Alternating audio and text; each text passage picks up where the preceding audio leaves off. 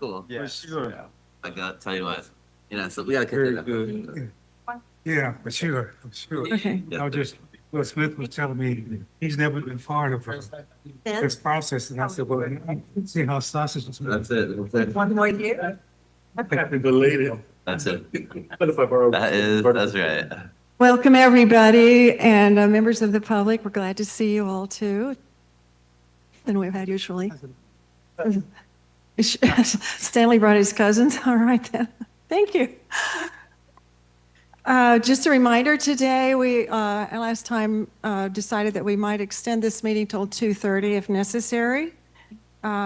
So keeping that in mind, nevertheless, we have 3 great topics to discuss today.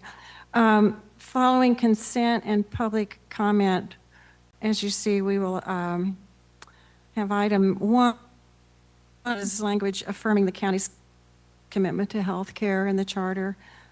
Item 2, proposed charter amendment on food insecurity. And number 3, a proposed amendment on racial disparities resulting from historic public policies.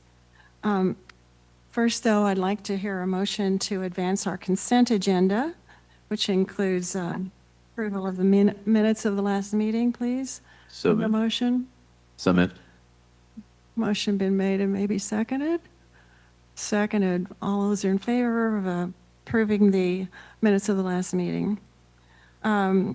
We also have some written comments that have been, pardon me? I should take a vote. I was just assuming everybody was good. Sorry about that. All in favor of approving the consent agenda in the last minutes? Thank you. All in favor? Say aye. Those opposed, no. Aye. Okay. Oh, wow. Okay. And we have several people speaking. We have cards. If anybody else has cards that they would like to speak for 3 minutes, please bring them up here. And Vince, do you want to speak at this point? Before we start, Vince wanted to just talk to us a little bit about future responsibilities. This is our last official meeting, but Vince, would you like to discuss that briefly? Sure, there we go. Good morning, everyone. As the chair mentioned, this is your last meeting, so thank you in advance. And although you still have some work before you, you've got, as the chair mentioned, 3 substantive items. But I did want to just point out, just very quickly, sort of some housekeeping things and just a reminder on next steps. At the bottom of your agenda, you've got some dates there, again, just to keep on your radar. After today's meeting, you'll see there that March 10th board meeting. The board will receive a status report on your recommendations on March 10th. So right around the corner here at our next meeting. Based on what the board decides to do, if they decide to advance your recommendations further, then the committee will have public hearings, 3 tentative public hearings over the summer, and you've got those dates there, public hearings where this body will convene again and to conduct those public hearings with the public and receive feedback. In August, you'll see there that the Board of County Commissioners has a public hearing on the CRC's proposed amendments and final report. And then finally, of course, we've got the general election. I should note that if the board changes or amends any of the committee's proposed amendments, or then they'll become Board of County Commissioner proposed amendments. Those have different voting thresholds and different public hearing requirements. And if that were to happen with, say, all of your recommendations, then William, you'd be off the hook for public hearings over the summer. But if not, then again, well, you'll have those. But we just wanted to bring those dates to your attention again. And again, notwithstanding the fact that you still have plenty to chew on today, just wanted to sort of provide a look ahead for you, and happy to answer any questions that you might have. Thank you, Madam Chair. Thank you, Vince. And just to be clear, whatever happens at the county commission meeting on March 10 might give us more clarity on whether those 3 public hearings go forward, or they could consolidate them, or they could do different things with them. Is that correct? Yeah, Ms. Favors. So Vince, would it be your expectation that we are present at the March 10th meeting, and will our chair be making the presentation on our behalf? Yeah, I believe that's right. That this body, I think a quorum of this body needs to be in attendance at the for the public hearings. And yes, we would do that. We would prepare a presentation for the public. And I think that's really an important point is the dates just to keep in mind. And of course, based on what the board does, as you mentioned, we'll make sure you all know about that and what your future obligations are. Thank you. So March 10, we should try to attend that. And did I hear the chairman is supposed to do something? No. Don't bring these things up, Ms. Favors. You're welcome. Let me make sure I heard. Did you say a quorum of this, majority of this committee needs to be at all 3 public hearings? So the March 10th meeting is the board's meeting. The committee does not have to attend, but you're more than welcome to. However, if the public hearings are held this summer, a quorum would be required for those. Oh, So not at the county commission meeting, No. Not- but Just- at public hearings whenever they're scheduled for the summertime. All right. Is everybody pretty clear on that? You have your calendars marked.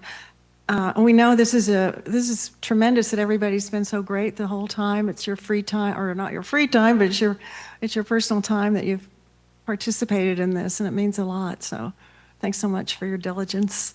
I love getting to know everybody. All right, well, we're going to move on with public comment, and we have several cards here. First up is Susan Robinson, please, and would you step to the mic, give your name and address for the record, and you have 3 minutes.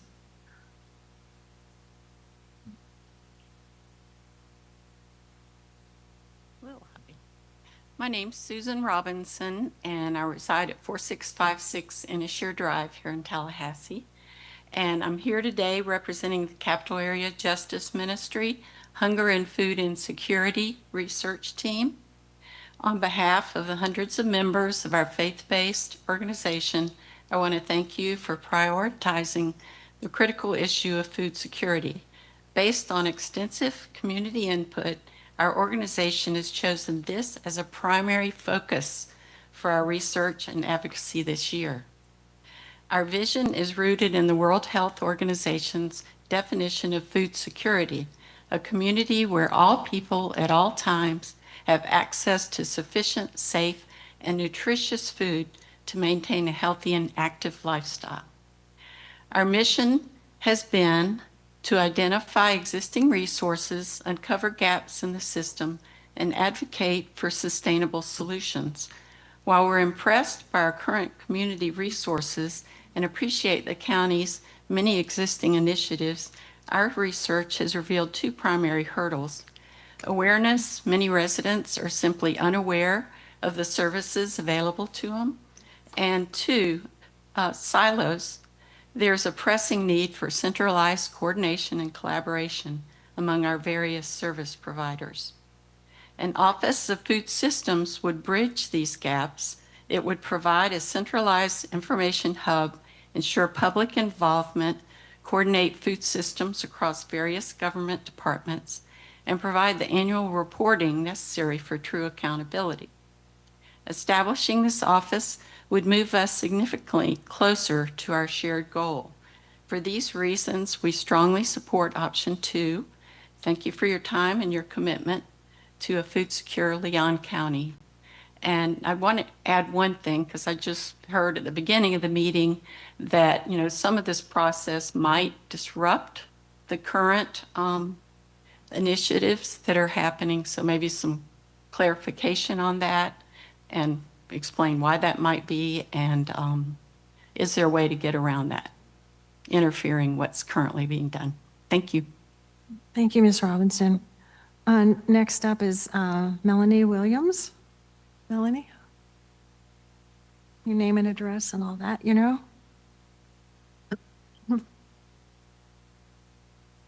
And you're speaking on items 2 and 3? Yes, ma'am. Good morning. My name is Melanie Andrade Williams. My address 3349 Argonaut Drive in District 3. And I'm here today as a longtime resident and also a member leader of Tallahassee Alert, which stands for the African American Local Election Review Team. On agenda item 2, regarding food systems, I support option 2 because food access needs stable accountability, not just temporary solutions. Right now, we lack a public scorecard. Residents cannot rely on predictable access. Emergency food response is too ad hoc, and residents end up navigating confusion at the exact moment that they need clarity. This issue does rise to the level of charter protection, and seeking to add it to the charter will do a few things. One, it preserves commission control and allows the Board of County Commissioners to continue to address the details by ordinance and budget decisions every year.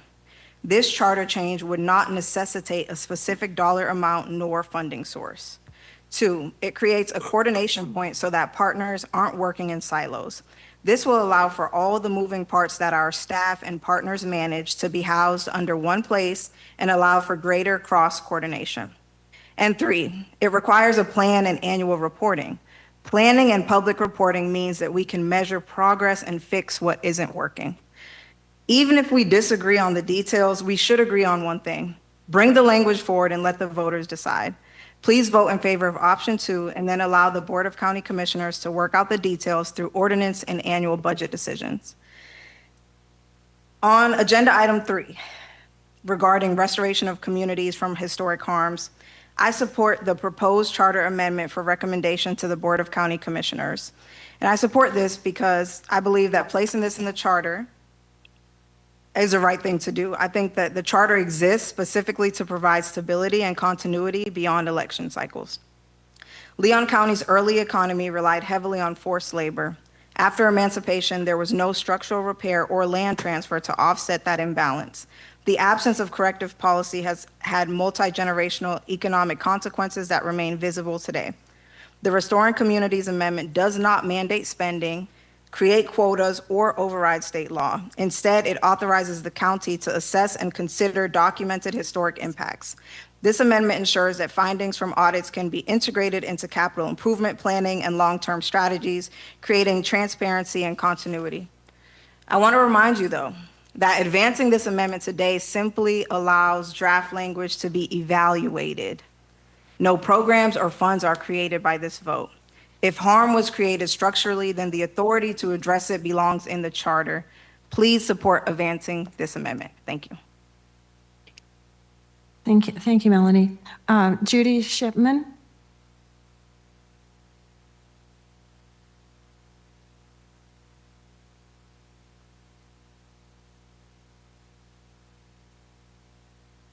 Good morning. My name is Judy Shipman. My address is 2145 Sand Dune Court, Tallahassee, and I have been a resident of Tallahassee for over 50 years. I'm here today representing the Capital Area Justice Ministry Hunger and Food Insecurity Research Team. And also, I have served for many years with the Holy Comforter Episcopal Church Food Pantry, where my interest in this subject comes from. Although there are many resources available in our community, we are concerned by the difficulty some citizens may have in locating and accessing them. Many citizens are not aware of the available services, the times are inconsistent, and the transportation is often an issue. Centralized coordination and collaboration of these services is needed. An Office of Food Systems would provide a centralized source of information and could help the many nonprofit organizations who provide food work together more effectively. An annual report would provide accountability and indicate ways in which the system can continue to be improved. And for those reasons, we support option 2 today. Thank you. Okay, thank you. Next up, Serenity Williams on items 2 and 3.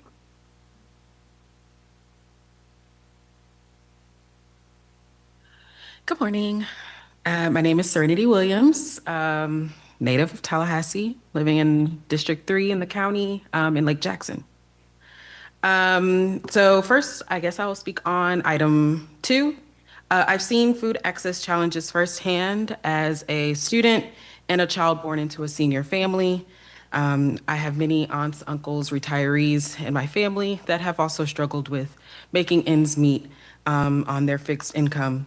And I hear a lot about efforts that we've put in, but unfortunately, I don't see countywide results that is able to be seen and evaluated in one place.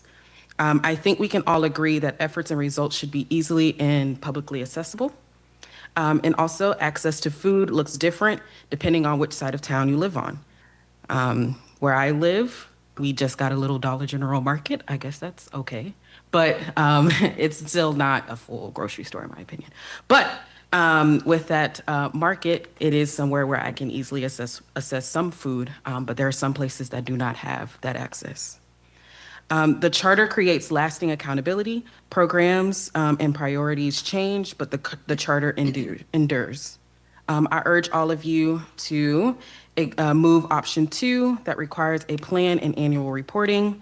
Planning and public reporting means that we can measure progress and fix what's not working. I urge the committee again to support option 2 and advance the charter amendment language staff drafted. And for item 3, again, public policy decisions have long-term effects in our charter. This is about the RCA amendment. When these effects persist across generations, governance should respond in a long-term way. In Leon County, segregation-era public policies shaped where people lived and where public investment flowed. We see that there are some neighborhoods that have seemed to enjoy many investments while others have been left out. Today, these same areas reflect higher poverty, lower home ownership, and poor health outcomes. Any ordinance adopted under this framework would still be required to comply with state and federal law, and declining to examine historic impacts carries its own risk. Transparent assessment strengthens governance. Again, I urge all of you to pass the Restoring Communities Amendment so we can restore the harms in our communities. Thank you. Thank you very much. Next up is Ebony Yarborough.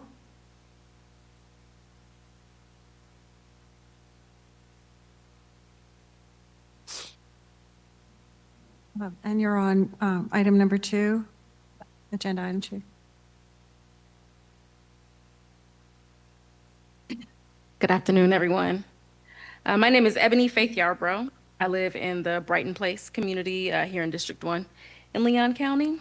I'm a parent, I'm an educator, I'm a person who works daily within our community to make good food available to the residents within our county. I grew up depending on the federal nutrition programs like SNAP, school meals, the summer food program,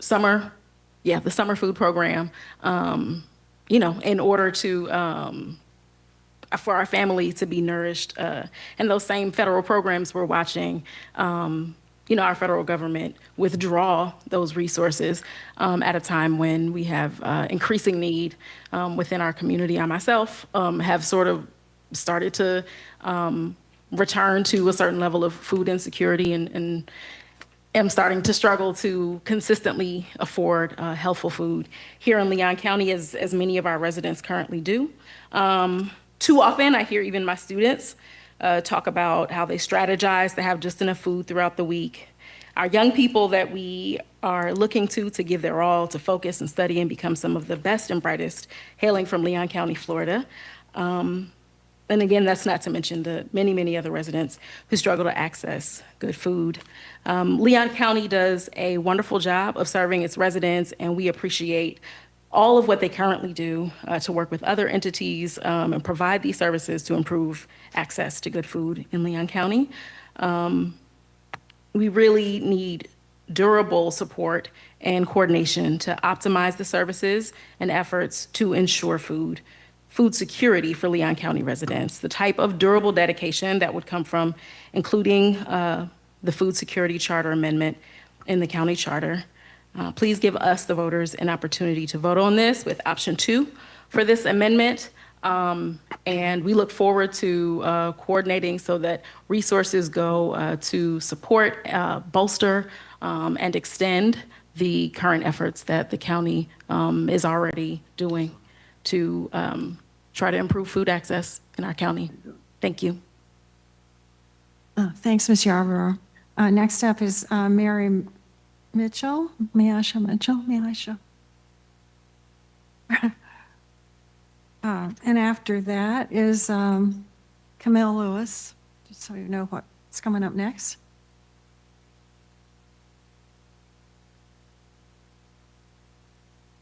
Good morning, everyone. I am Mary Maisha Mitchell, Tallahassee, Florida, 1009 Ellerton Court in the Griffin Heights community in Frenchtown. I can stand before you today to actually tell you how glad I am to see this work happening in our community. It's been a long time coming. You've done great work. And I'd like to continue this idea of sustainability and keeping things moving. Why is this important?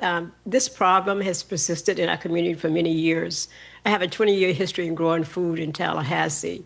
Longer than that, if you consider my younger days, we grew food in Smoky Hollow, where I come from, in the Frenchtown area. With the TFN and the agro garden there, we've been able to deal with young people, deal with aging out farmers, and we'd like to continue to be able to do this work so that it's sustained over time. I am really wanting to support this and hoping you will too.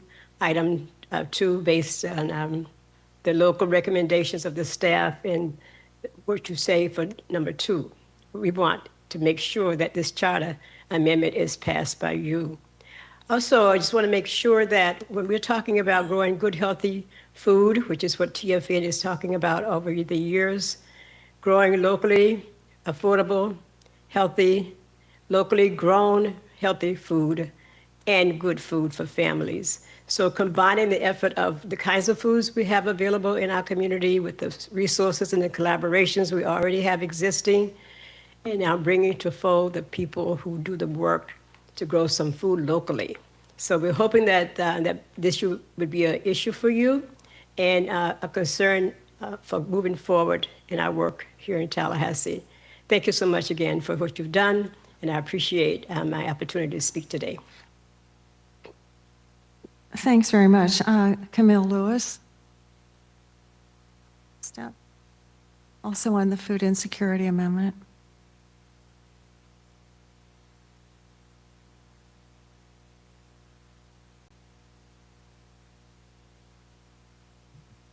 Good morning, everyone.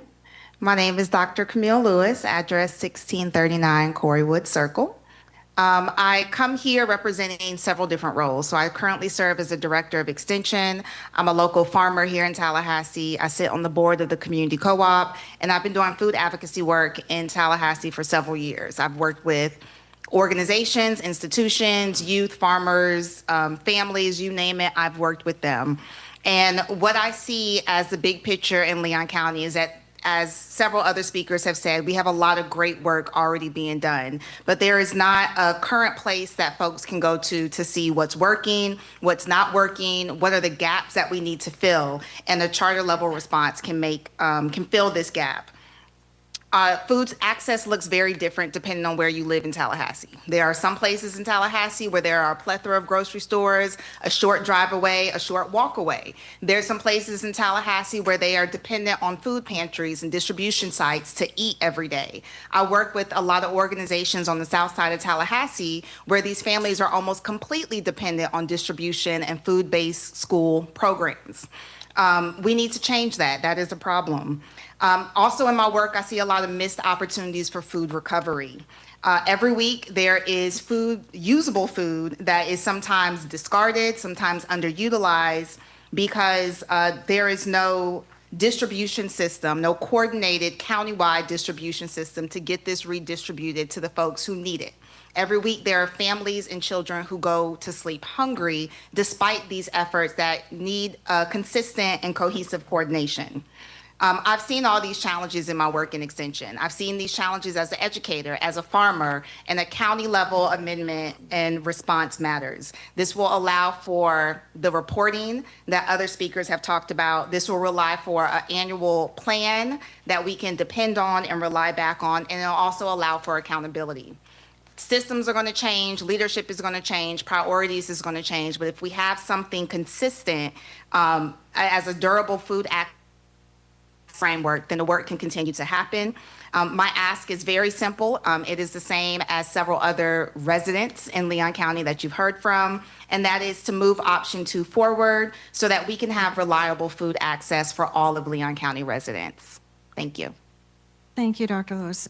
Stanley Sims, and after that, Amanda. And why can't I read your writing? Amanda. I'm sorry.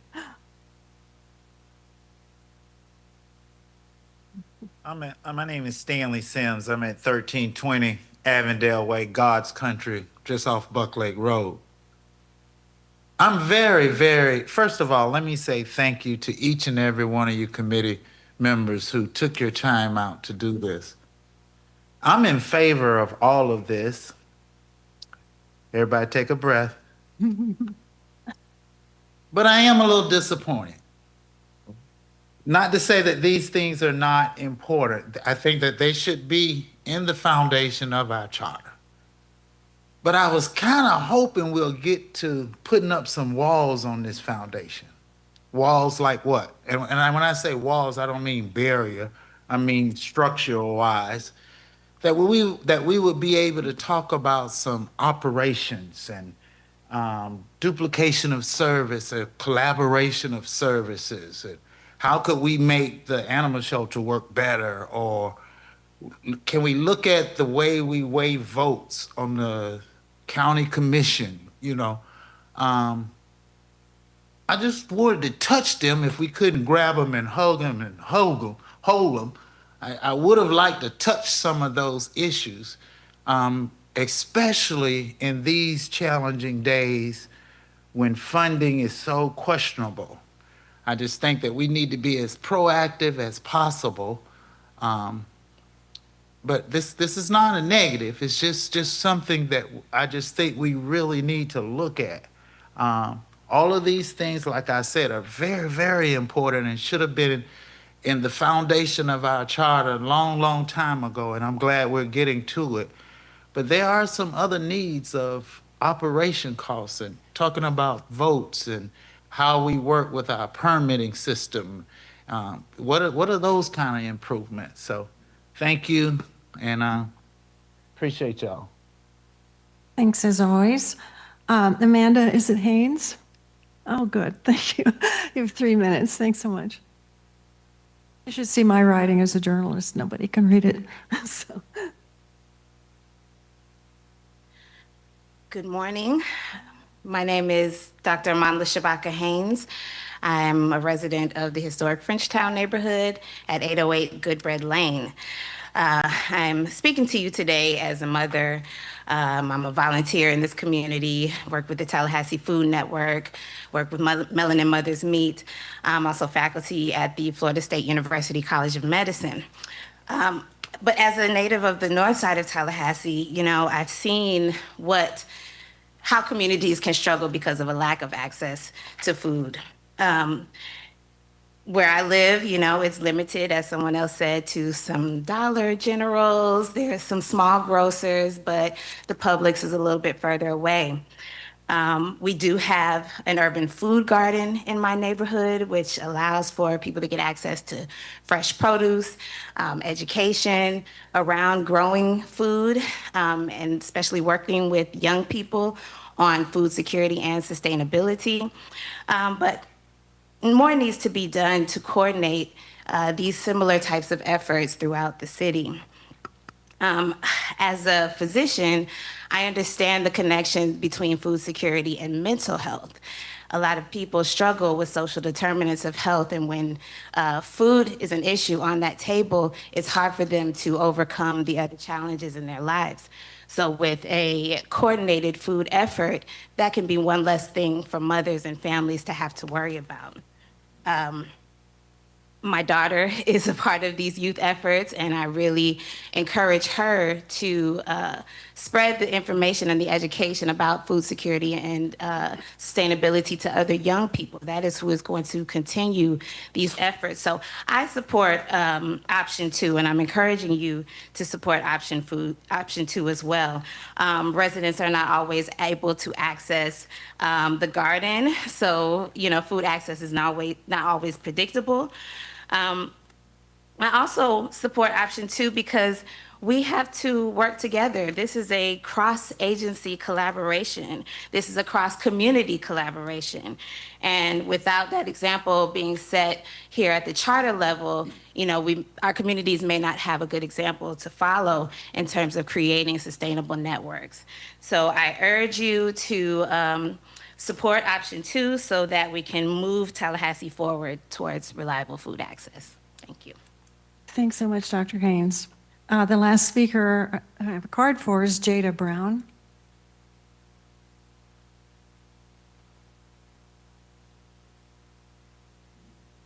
Speaking on CRA support. You have 3 minutes. Thank you.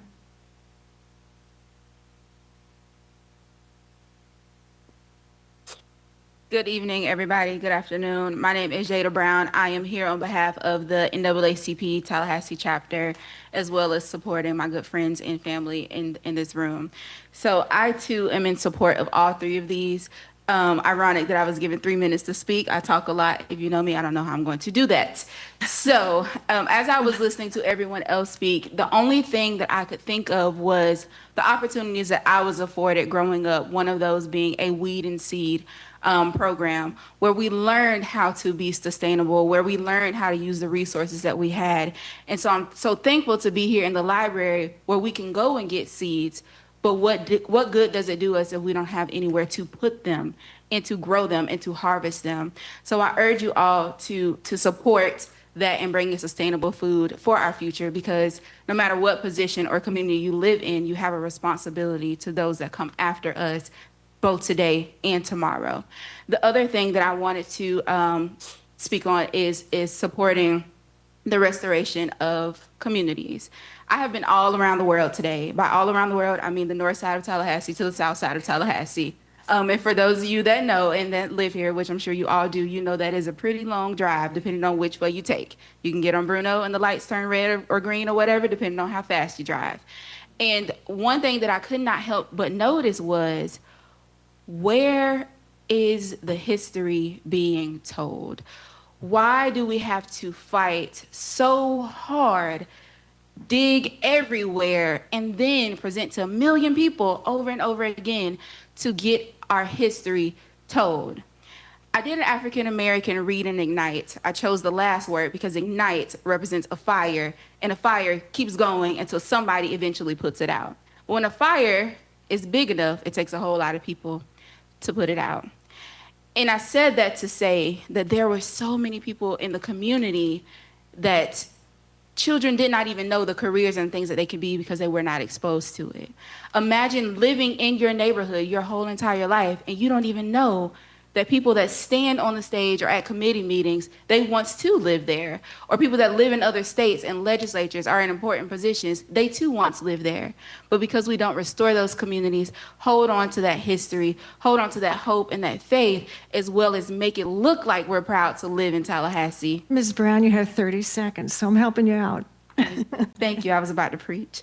But I would like to urge you all to support all 3 of these. They are all very important to me, and they were all a part of my childhood growing up in a different county. And I would love my child to experience the same thing in Tallahassee. Thanks very much. Are there any other speakers? All right, we're going to move on to general business. And our first agenda item is considering language affirming the county's commitment to health care and putting that in our charter. And Shankton is going to handle this presentation. Yes. Thank you, Madam Chair. Good afternoon, members. As requested by the committee, this item provides a proposed charter amendment revising the preamble of the charter with language that affirms the Young County's commitment to healthcare access. I'll quickly touch on what we do on an everyday basis in this space and then explain the proposed change to the preamble. So first, for more than 20 years, Leon County has ensured that low-income residents have access to high-quality healthcare services. We invest more than $7 million annually in healthcare for low-income residents. This includes funding our CareNet program, which provides residents with access to primary care, dental, mental health care, specialty care, as well as pharmaceutical services through partners like Bond, Neighborhood Medical Center, Appalachian Center, We Care, and Family Pharmacy. This is a program which the county dedicates additional local tax revenues annually above and beyond what's mandated for contributions by the state for things like Florida Medicaid. We're among a very few counties in Florida that dedicate additional tax revenue for healthcare not required by any state or federal law, by millions, $1.8 million annually.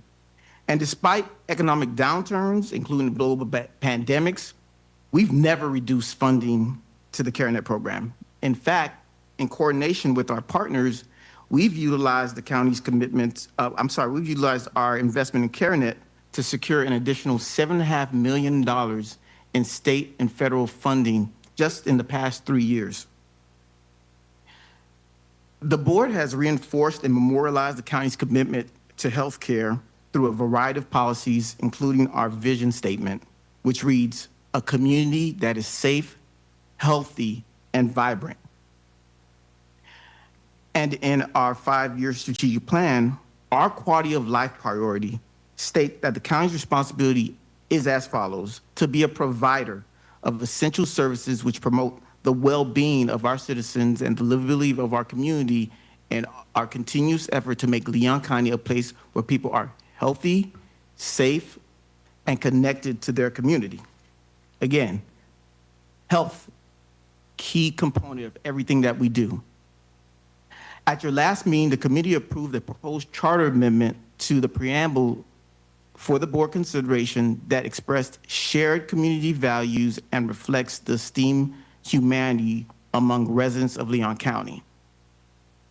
So, aligned with that action, a proposed charter amendment was developed that you see here on your screen, and that's also in your item, that would further revise the preamble to include language that would reflect the committee's request of affirming the county's commitment to healthcare access. As you can see here, the underlined language reflects the changes that were previously approved by the committee, and the language that is in bold and underlined would be included in the revisions to the preamble to affirm the county's commitment to healthcare access by incorporating the existing language from our vision statement that has already been adopted by the board. But in addition to capturing the existing language of the vision statement, the proposed charter amendment will also include the word equitable. And that's to reflect our approach of utilizing empirical data and community engagement, which we do all the time, to achieve fair and impartial outcomes in the development and implementation of our policies and programs and services that we provide to the residents here of Leon County. So should the committee approve the additional language, it would be combined here, as you see on the screen, with the esteemed humanity language for a single charter amendment. So as you can see here, what's bolded and underlined, since they both seek to modify the preamble. As he previously stated, the county currently has the authority and actively provides access to healthcare without the need of a charter change. And additionally, there are no Florida counties or charter counties that include, healthcare provisions in their charter. Therefore, rather than a proposed charter amendment, an alternative option that is available to the committee is to adopt a policy recommendation, as you see here on the screen, that would continue to encourage the board to continue the county's longstanding commitment to ensure low-income residents have access to high-quality healthcare services here in our community. This would be option number 1, which we are recommending. And with that, I'm happy to answer any questions. Right, thank you, Shington. Any questions or comments on item 1? And Dr. Robinson, I think you introduced this earlier. Good morning or good afternoon. And I thank the staff on their hard work considering what this committee recommended you do. But unless my memory fails me, we voted to direct staff to draft a proposed charter amendment affirming Leon County values access to primary care as a leading determinant of economic vitality and community well-being. Option 1 speaks to a draft policy recommendation to the Board of County Commissioners. And option 2 speaks to changing the language in the preamble to include healthcare, and option 2 actually says healthcare access, where what is written does not specifically point out access. So neither of these options are exactly what the committee requested. The wording of the preamble is beautiful, but I don't think it is strong enough to send the message that we're trying to send. And I will stop with my comments right there. If I had to vote, I would reluctantly, with great reluctance, vote for number 2, but it is, to me, it is not sending the message that this committee asked the staff to consider. All right, thank you. Barry Wilcox, I think you're up next. Options 1 and 2 are not mutually exclusive, correct? There's no reason why we couldn't forward both those options? Well, one option is just a policy recommendation. The other is actually a charter amendment that you'd be forwarding to the board to But we could recommend consider. both go forward. Yeah, we could. Okay. Other questions? Dr. Robertson, yeah. I agree, with Dr. Robinson's statement of, can you hear me? It's on. Okay, I can talk a little louder. You're good.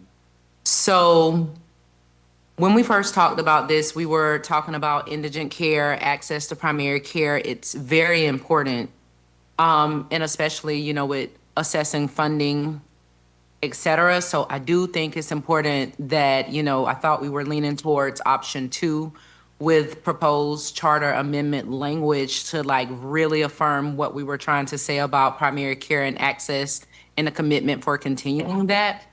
So if we could go back and look at the language for the preamble for option 2, I would like to see it again, ensure that it's capturing. And so the language in option 2, we had a lot of conversation from the Leon County team. So for a point of clarity, I have a question for Chastity. So when we first talked about language for consideration, we were talking about some of the proposed amendments that were forthcoming at the state and federal level. And so again, I want to revisit that, find out if any, there were implications for anything this language would provide in terms of the county being able to access state and federal funds as it relates to healthcare. Right, County Attorney? Thank you. So are you specifically referring to the language that's on the screen now? Yes.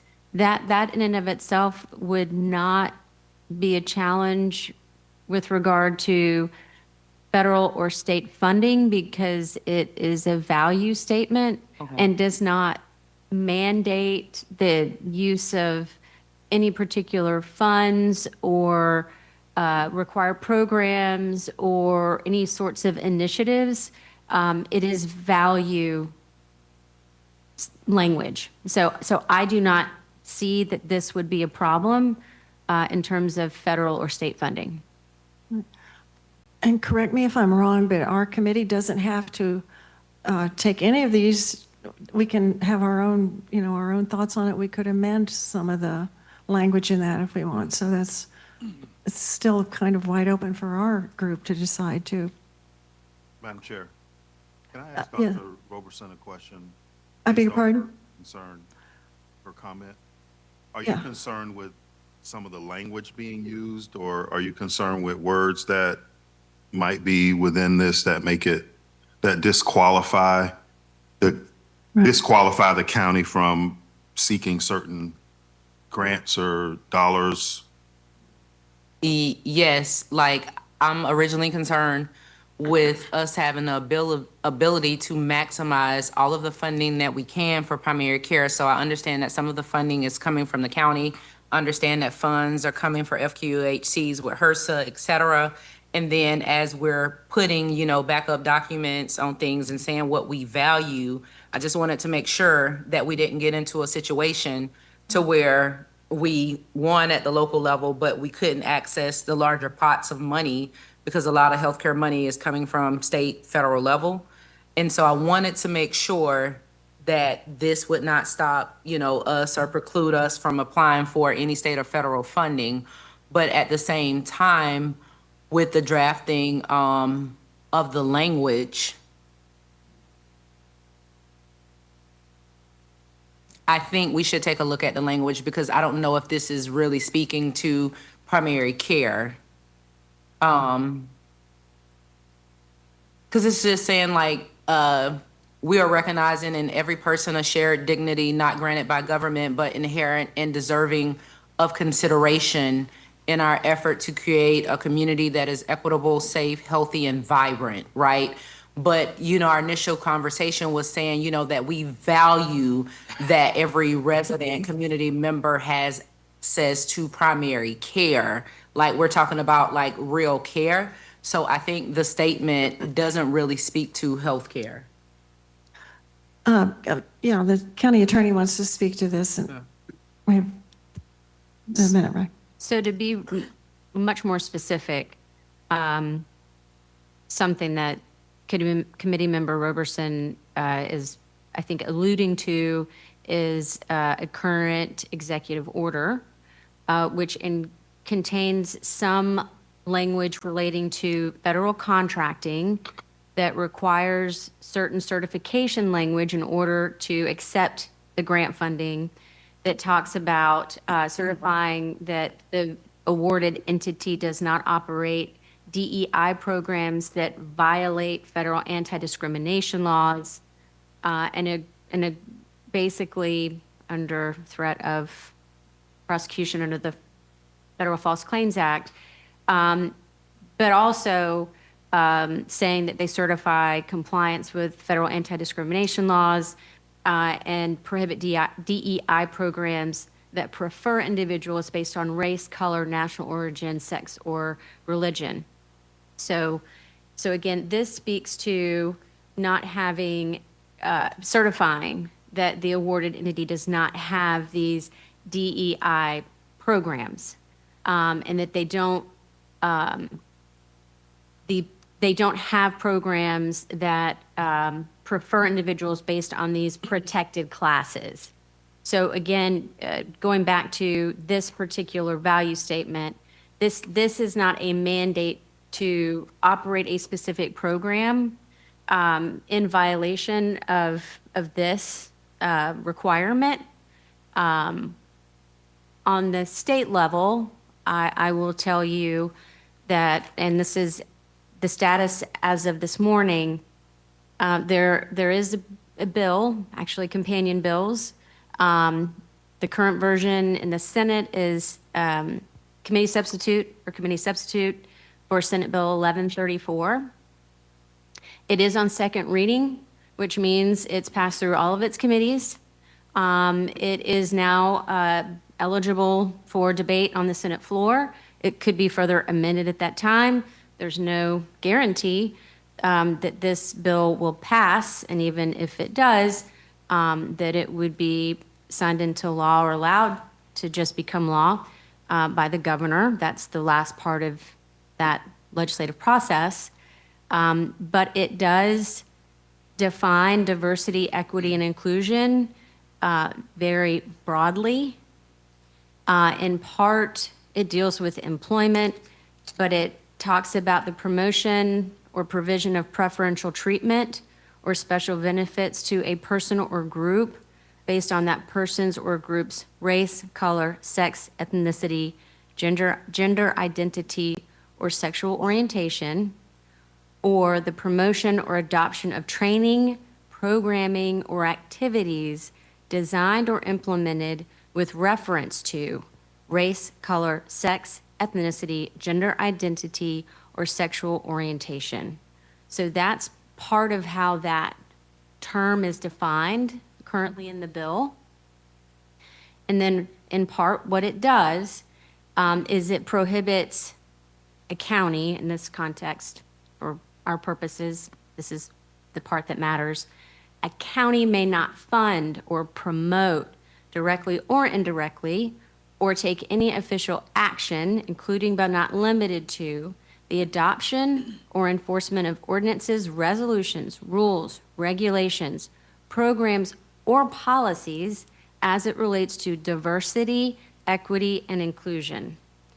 Any such existing ordinances, resolutions, rules, regulations, programs, or policies are void.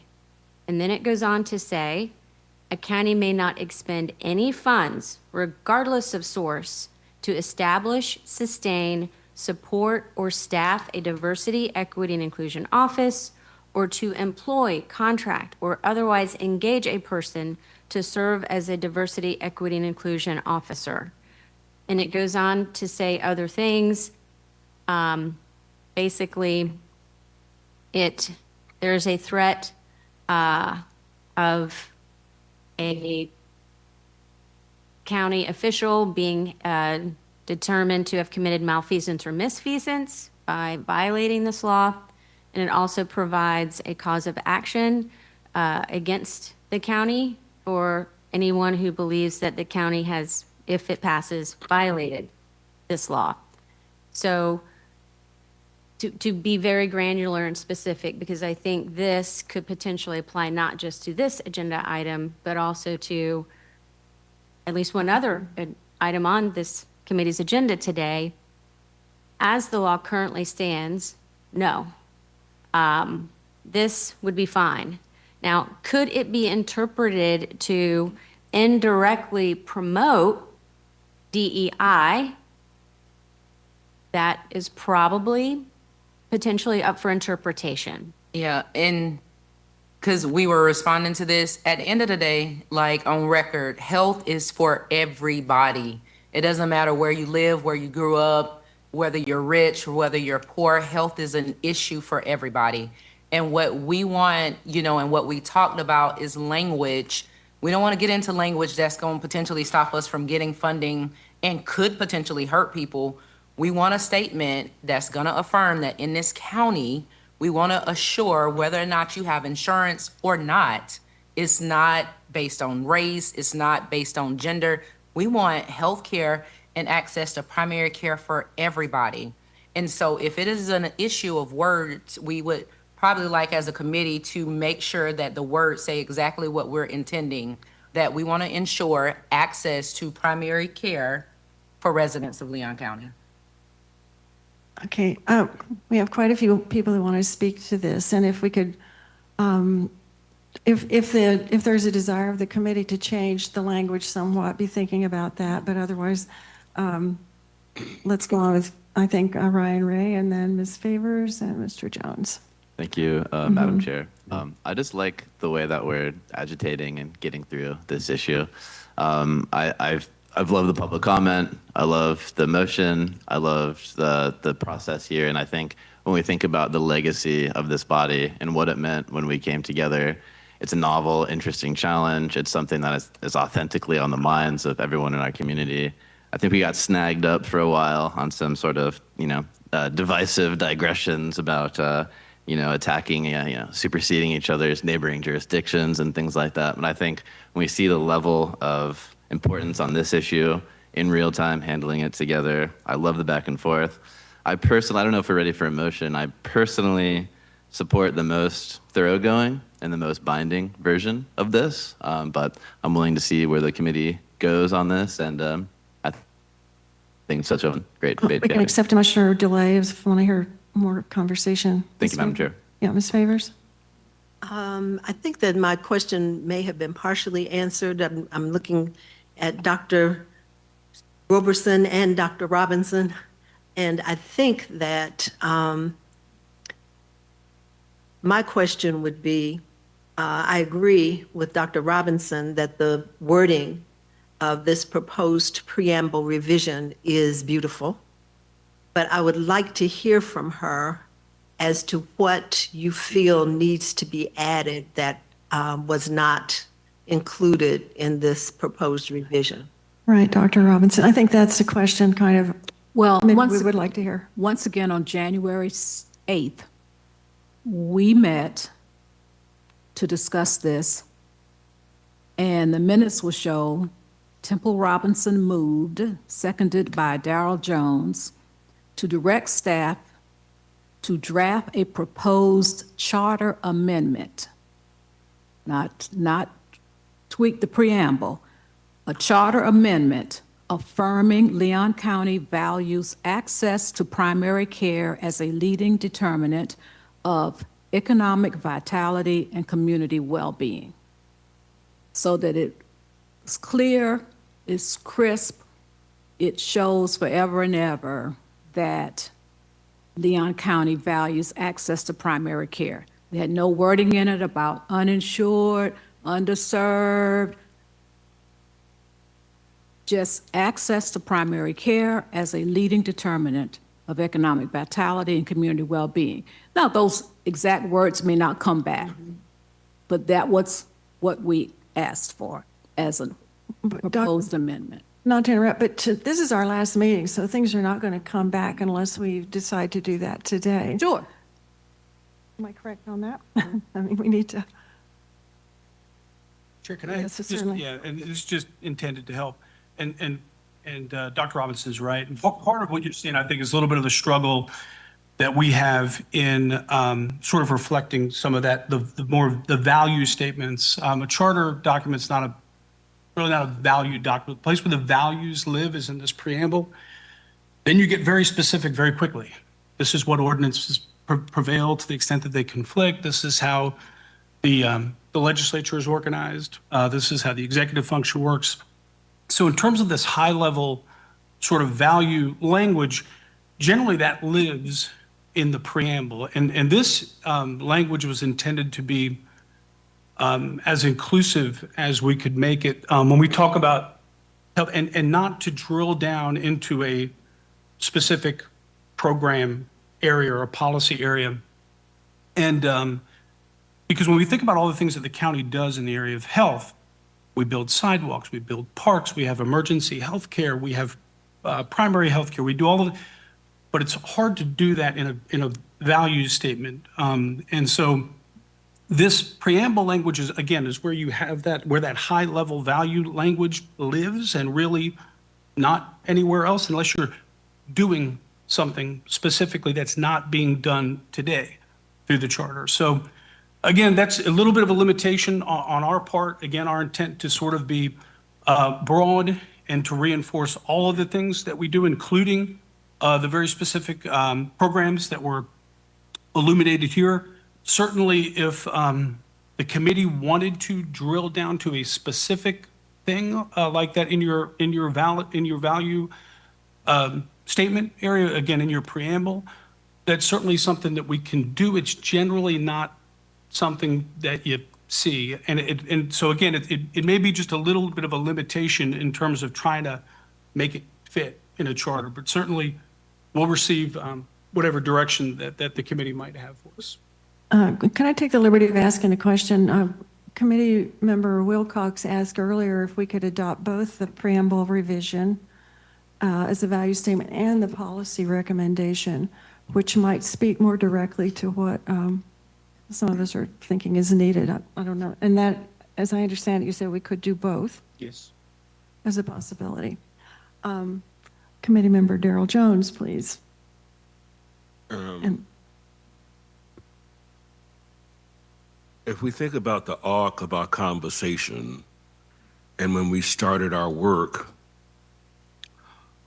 we had the lofty notion of a Bill of Rights, which is now no longer before us.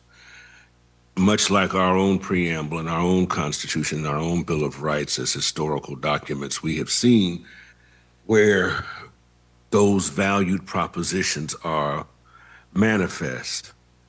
However, we cannot disavow what was the direct direction of the committee, of this committee by vote, to bring back language that spoke specifically to primary health care and access. And so with that guidance, I think it would be responsible here now in the hands of Dr. Robinson's motions author to then provide whatever final direction would be born of this, of what was our original intent. And if our sentiments have changed, then that would be manifest in a vote subsequent to any motion that she would make. I do think there is a certain level of wisdom born in memorializing this most specifically as policy recommendation as well. One of the things that we talked about at the very beginning, there's a difference between that what we memorialize in a charter and that what we memorialize in policy. Here now we find an opportunity to do both, born of recommendations coming from this committee. And so here now to particularly have Dr. Robertson as a part of this committee who brings the public health expertise to this committee and to this body, and then the president and CEO of our local federally qualified health center and the author of this motion. So I'm looking forward what will come as recommendations from those two potential stakeholders and influencers in terms of what would be our direction for what we will finally recommend and bring forward to the commission for consideration. all right, thank you. Dr. Henry Lewis, and then Dr. Kessler. I think Committee Member Jones just summarized my feelings and my thoughts precisely, that the recommendation before us does not come back as the direction of the committee to staff in that regard. And if this is our last meeting, at this meeting, we need to now come up with a recommendation and a motion that will speak to the direction that was given at that January 8th meeting in that regard. That's correct. If you want to make a motion to change the language. Give me a minute, I'll or anything. I'll let somebody else speak and I'll come back with some draft language. Okay. Thank you. Dr. Kessler? Dr. Kessler? Yes, thank you. Thank you, Madam Chair. No, I am pretty disappointed in what's taken place here as far as the twist of what this committee came forward with and what we're now trying to struggle to make something, it's like the purse out of a sow's ear, I don't know. But I think at least the wording of accessible health care has to be in both of these, no matter what we do. I mean, the primary impetus was for that, and that's it.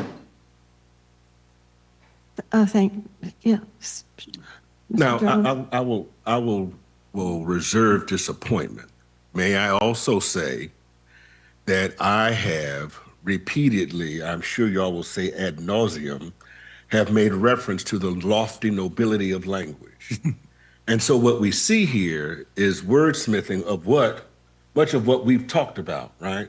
We talked about the preamble and the preamble being holding forth lofty sentiments and not specificity, right? So I think that's what we see here, that it would be captured there. But if the author of the motion feels otherwise, I think that that is of consideration for us. But that has been much of what we've talked about, right?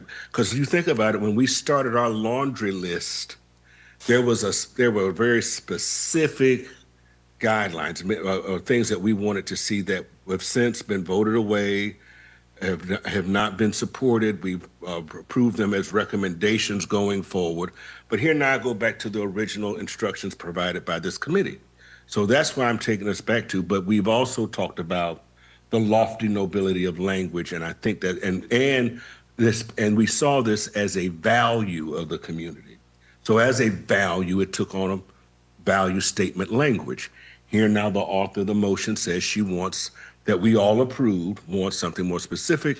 So here now in her capable hands, we will now we'll find ourselves back to what her original intent was as the author of the motion, is my recommendation. Well, at this point, I haven't heard any specific language recommendations at all, and we do have two more hot topics that have a lot of red flags on them as well. So if I would be willing to hear a motion one way or the other if you have language, if you have some suggestions for how we get out of this. Improve it, disprove it. Go ahead. I don't have the languages yet. We want to wait to hear. Wait. Well, if we want a language recommendation, or if we want to, there are a lot of options, but we really do need to move on to this some way, one way or the other. This is our last meeting. We have two more big topics to come up with between. Madam Chair, this packet came to us late yesterday afternoon. I understand. Okay, very good. We're all working from the same. I understand. position. May I ask that we be given time and table this to the end of the day's meeting and be given a moment so that we can think and then offer the motion? Do you want to, if you make a motion to table it for the, can you do a temporary table? For an hour, we Well, just don't want to come up with something. I don't necessarily want to say in 1 hour, because we're going to be in the middle of probably two other topics. Mr. Vice Chair. Madam Chair, excuse me. First of all, we got the information. It was late Tuesday, not yesterday. It was late Tuesday evening. Was it? What I would like to offer, It's Tuesday night. since we're talking about language, option one, just to revise, it says to approve the draft policy recommendation encouraging the continuation of Leon County's longstanding commitment to ensuring public health care and thereby supporting an equitable, safe, healthy, and vibrant community. So I would delete access for low-income residents out of option one and just insert ensuring public health care. And you're saying that in the policy recommendation? Yes. Not as option one, but as in committee direction to revise option one. Or a second to that motion? Failing that, thank you. Dr. Robinson, your card is still up. You're making a motion to table until the end of the meeting. Yes. We have, I mean. yeah, Is that a one more. motion? I beg your pardon? Was that a motion? Can I ask a question before that motion goes? Yeah, please do. If it's tabled, do we need a supermajority to untable it? Not sure. I believe by Robert's rules you do. I beg your pardon? If we're going by Robert's rules, I believe you do. We would need a supermajority to bring it back, To bring it back to the table. because tabling actually is saying we're dismissing it. Until you make a motion to bring it back up. That's correct. Yes. And then you would need a supermajority to bring it back up? No, No. no. A majority is required. Majority. Saying unavailable. I beg your pardon? Is anyone or everyone qualified to make that? To bring it back? Yeah. So anybody can make the original motion. To bring it back, I think it's someone on the side of, the affirmative side has to bring the motion to then bring it back. That's what I'm asking. Correct. Okay. Yes. All right, so do I hear a motion to table this, this issue, agenda item 1, to table a motion, to table it? No, you don't. And by tabling, it means it's off the table. We're not discussing it anymore unless later in the meeting, somebody brings it up and says they'd like to return to this item. So otherwise, it's gone for now. And I understand the sentiment of this board seems to want to get some language, but we do need some specific language, not just a discussion of wouldn't it be nice if we had better language, something very specific. Motion to table. I second. Motion's been made and seconded to table the motion for the time being, or to table the motion. All those in favor? Discussion, Madam Chair. Before we vote, I just wanted to say, Madam Chair, just to remind us, it's 12:40, just a matter of the time that we have left, what we're about to do. We have 2 hours left, and we have two other big issues to discuss, and we're talking about coming back to this, and we only have 2 hours left in our meeting. So I just wanted to put that out there before we do. And that's a good point, because we Do we have talk, and we may not be able to get back to it. A reset. I mean, we may not, just realistically. Yes, ma'am. Do we have to, can we do an amendment to say we're gonna like finalize the language later? Does the language have to be finalized today? I'm not sure there's a We're not here later. anymore. There's no later. This is our last meeting. Do you have something in mind specifically that would clarify? I think now is the time to do it. And we always have the option of, if we run out of time, you always have the option of making a motion to send them both to the commission and then let them go through what we're about to go through. Right. Because I got a feeling they will. And that's right. Okay, at this time, we have a motion on the floor to table agenda item 1. All those in favor signify by saying aye. Aye. And those opposed, no. Motion carries. Item is agenda. Okay, we'll move on to agenda item number 2. And Shington, I believe, is It's me again. going to All get right. through this one. Members, as requested by the committee, this item provides a proposed amendment to the county charter with bound language on food insecurity and food access. I'm going to, again, quickly touch on what we are already doing, then shift to the proposed amendment itself. As we previously shared, the county is dedicated to reducing food insecurity in the community, as has been demonstrated through our long and continuing community partnerships, dedicated programming, and significant investment. Over the last 5 years, we've invested more than $7.5 million to support the delivery of nearly 55 million meals to low-income households through efforts like annual funding of more than $500,000 to partners like Second Harvest, Elder Care, Good News Outreach to support food pantries, mobile food distributions, and children meal programs. We're providing grants to build community gardens in high-poverty neighborhoods to promote healthy and nutritious foods, and holding summer break spot events at our libraries to distribute over 4,000 meals to ensure kids have access to food during the summer months when school is not in session.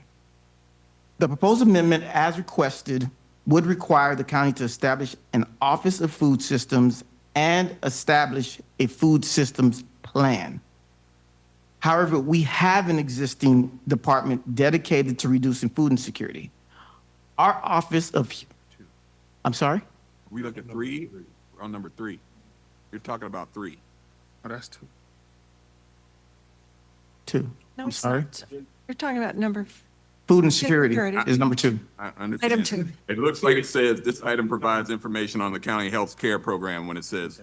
We have in two item number 2. two. there's 2 number 2s in our pack. We have 2 number I'm two. just getting, I'm getting clarity on where we are. It's the third.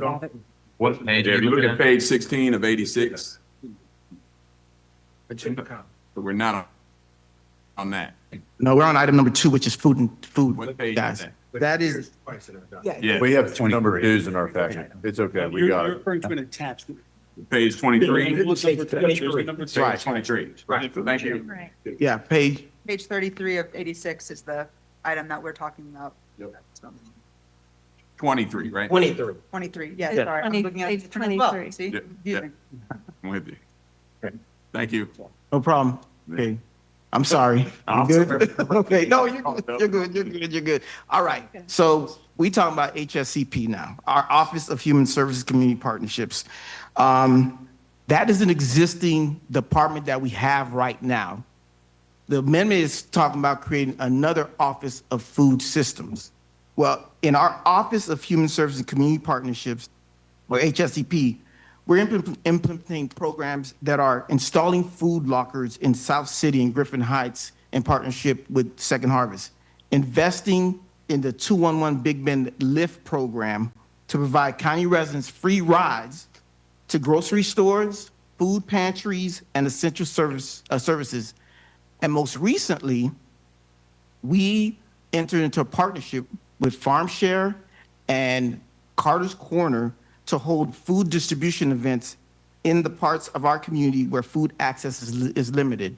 And we just had an event just this past weekend or 2 weekends ago. So, additionally, following feedback from neighborhoods with the highest food insecurity rates, where we held a series of dinner meetings back in 2021. And it was at that meeting, going back to even some of the stuff that we heard from the speakers, we heard, hey, the biggest issue is for them knowing where the resources are. What are the available resources? And to respond to that, we established the Neighborhood Engagement and Community Partnerships position at HSCP, which is dedicated to engaging and connecting those neighborhoods with available resources in the community. And not just food, we're talking about food, we're talking about housing, we're talking about healthcare.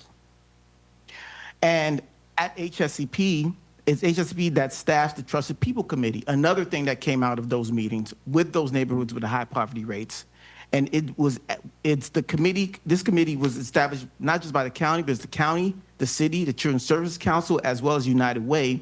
And it consists of residents from Bond, Frenchtown, Griffin Heights, Providence, South City, and Woodville to further connect those neighborhoods with programs and hold events that promote food access and other quality of life measures. The other thing the amendment does, and has been talked about a little bit, is it also requires the establishment of a county-wide food system plan, with the goal, of course, as they mentioned, as far as trying to centralize the food systems and food system plans. However, that would actually get ahead of the work that is currently being conducted by FAMU, which is working to establish a food council that's pulling together local stakeholders, including the county, the city, Second Harvest, and other partners to look at ways that we can, for greater collaboration and coordination of resources here in our community. And ultimately, looking at an opportunity where it can, that coordination could lead potentially of plans that would capture data, identify needs, detail resources available to and are required for our neighborhoods and communities with high food insecurity rates, and identify key partners and roles and responsibilities. And they're meeting monthly, and actually just met yesterday, right here in the library. So recognizing this work, the board recently adopted a the county's 5-year strategic plan, the support of FAMU's efforts to establish a food council. This is the best approach to developing and implementing a county-wide food system plan, because the county charter right now, what you have right now with this food council that's working, is the fact that you've got buy-in from stakeholders here in our community. A countywide system plan in the county charter can't compel those independent bodies to participate. That it can't. Right now, they are participating as part about this measure, as part of this effort that's being led by FAMU, which we are part of. So, due to the existing county department already addressing food insecurity and the ongoing food council, we don't recommend the proposed charter amendment. However, as requested by the committee, we did develop a proposed charter amendment, as is part of your attachment 1, as well as proposed ballot title and ballot language reflected here on the screen that we developed.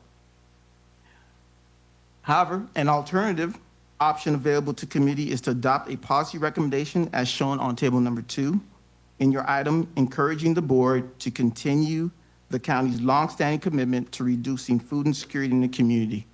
And that is option 1, and more than happy to answer any questions. All right.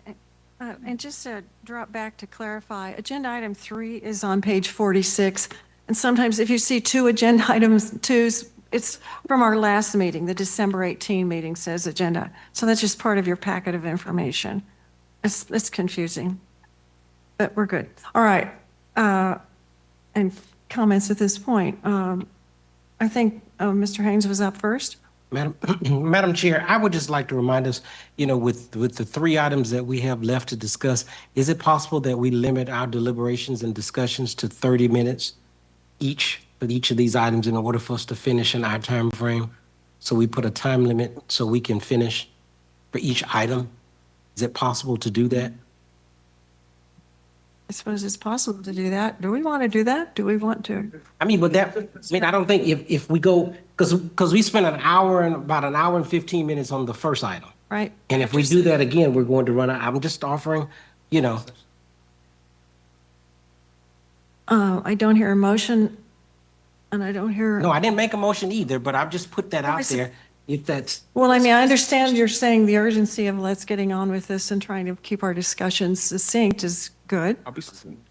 Okay. Dr. Strobel. Yes. Bearing that in mind. Yes. So in the interest of being brief, I want to get straight to it.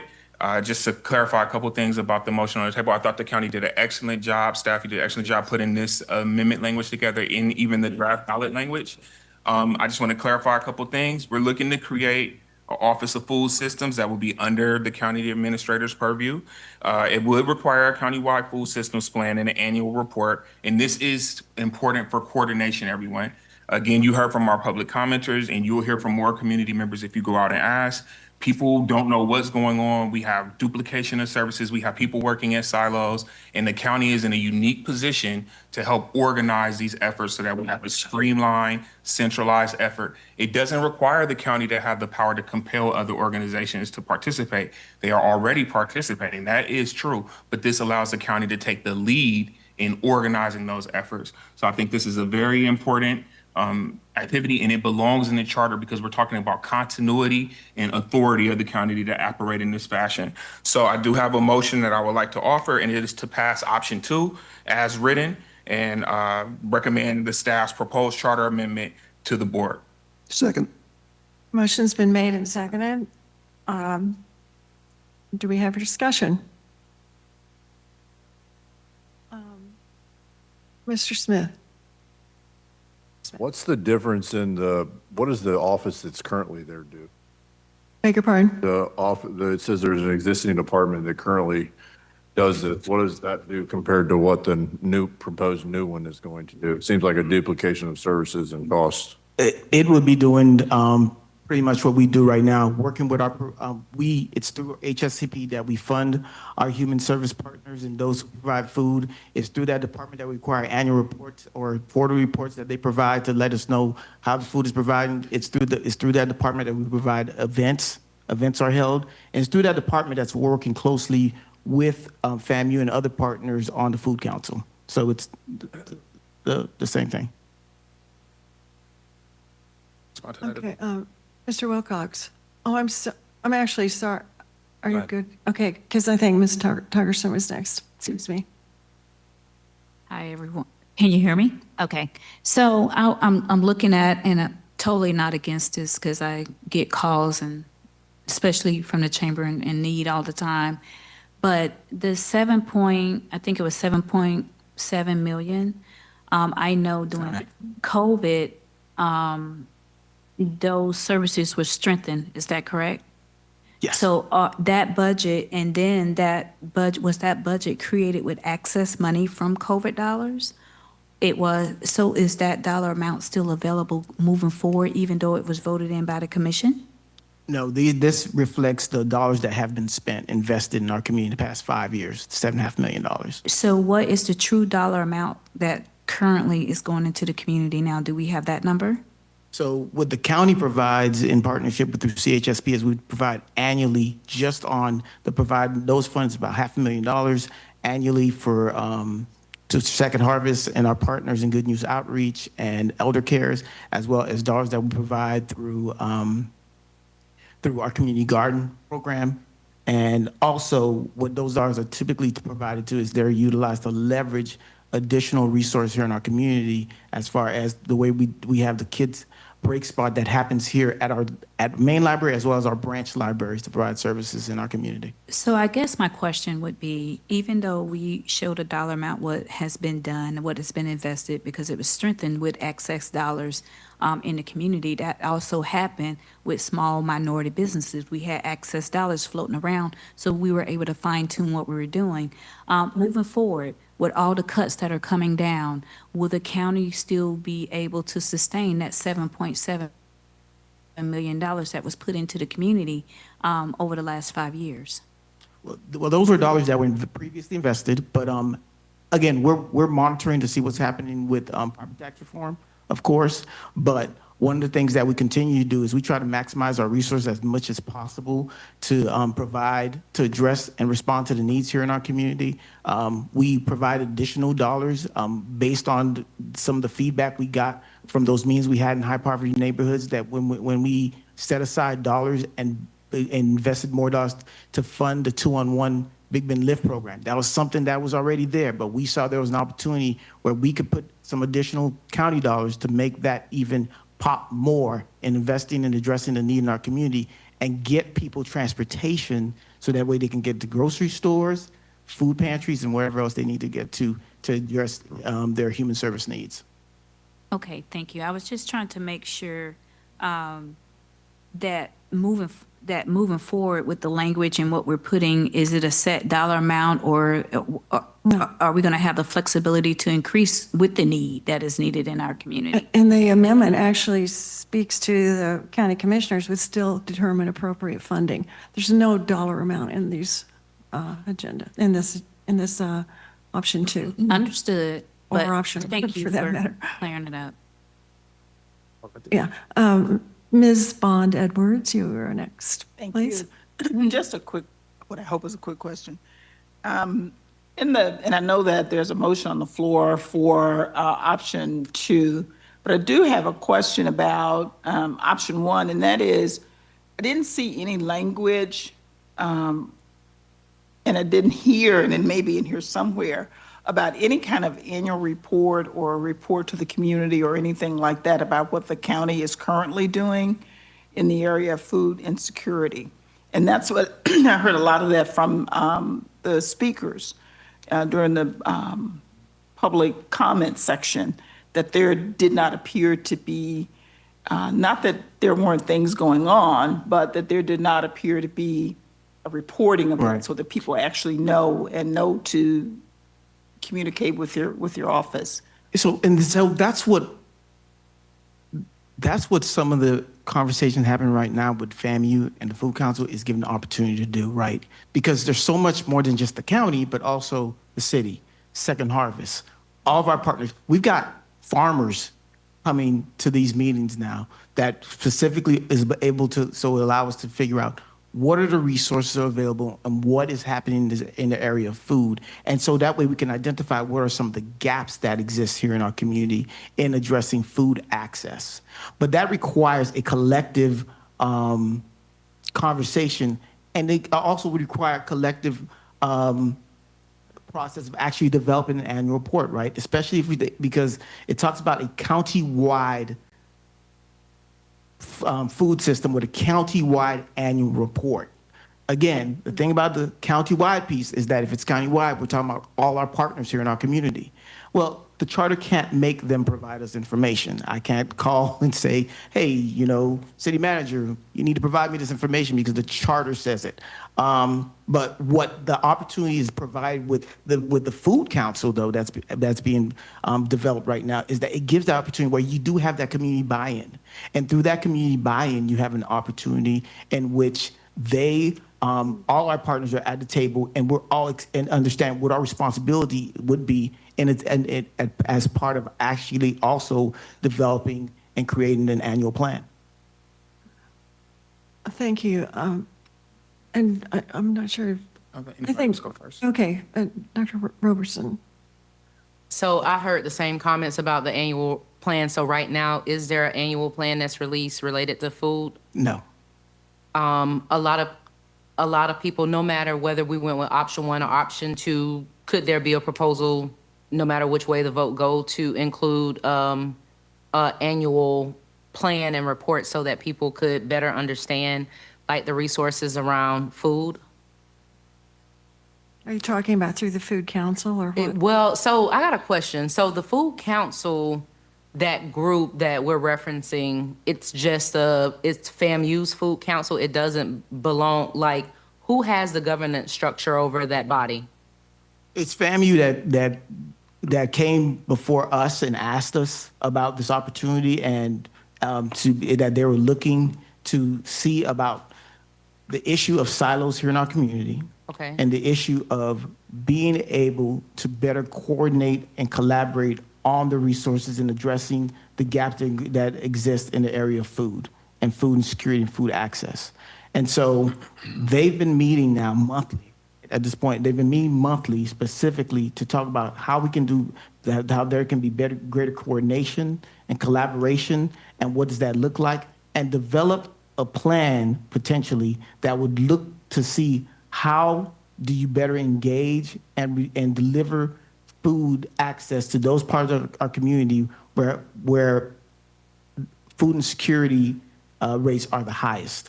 So they want to develop a plan, but I keep hearing people talk about a report so that we can memorialize and bring it together. Is there one person in the HSCP office that deals with food insecurities, like the current structure right now? Is there one person that deal with food insecurities, or is it like one person responsible for multiple things? Like, what does the structure look like right now in the office of HSCP? So in the fall, we provided a report to the board about food insecurity in the community, highlighted a lot of our efforts, but then talked about just general information of what food insecurity was. As Shinkton previously mentioned, the agencies that are funded by Leon County, which is a critical piece, they're funded, therefore they are required to then provide us something.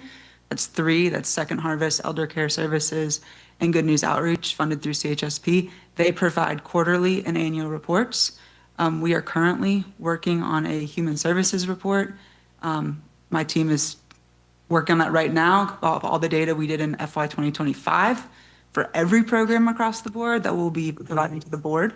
And so that would then include those things. But again, those are programs and reports based on things that we're funding. As Shinkton said, it's very hard to compel people outside of a funding relationship or a contracted relationship to give us anything. The other piece is that the county serves and provides these services separate from maybe like the USDA funds that come down from the federal government that are then implemented by state agencies.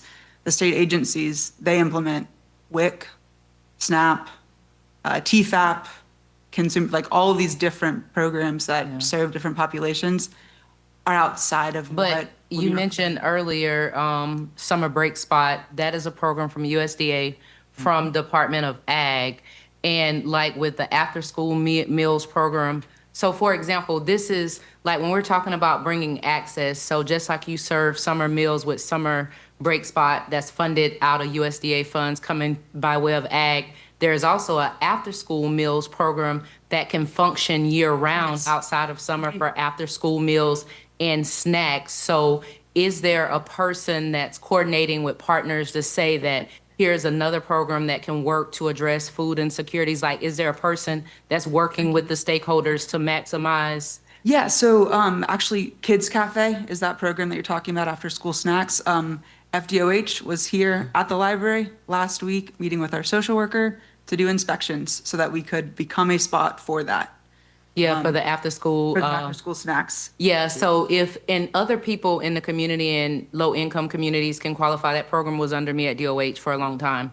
And so what I'm saying, is it like a person or a group of people that's helping? Yes, we have a neighborhood engagement position specifically that was created. And that position was created after we met with the community. So we had, like I mentioned, those dinner meetings back in 2021, and there was the biggest issue about the communities didn't know, we did it in 10 neighborhoods with the highest food insecurity rates based on Feeding America data, Second Harvest data, and with the overwhelming thing that came out of that was that they didn't know where these resources were, and they needed help connecting to those resources. And so that's why we created that position. But in addition to that position, recruiting from DLH, Marcus West. But then after that, in addition to that, we also created this Trusted People Committee, because in addition to the actual position, and that committee was done in partnership with the city, with Children's Services Council, with United Way, because it takes a village in this issue when we're talking about how do we ensure that these communities are connected to the resources that are available. And we made sure that on that committee that who's representative are members of the community. And the reason they're called the Trusted People Committee is because we recognize that as a county, as a city, just as government, that sometimes we can't get the information or engage like the people who live in those neighborhoods, like the pastor, like the community neighborhood grandma, like those individuals. And so those individuals are who we work with to ensure that we're able to get information and hold events that are targeted to those neighborhoods. Thank you, Shankton. We have a committee member Favors and then Mr. Darrell Jones. I'd just like to say that as it relates to the proposed charter amendment that is written here, I like what it says.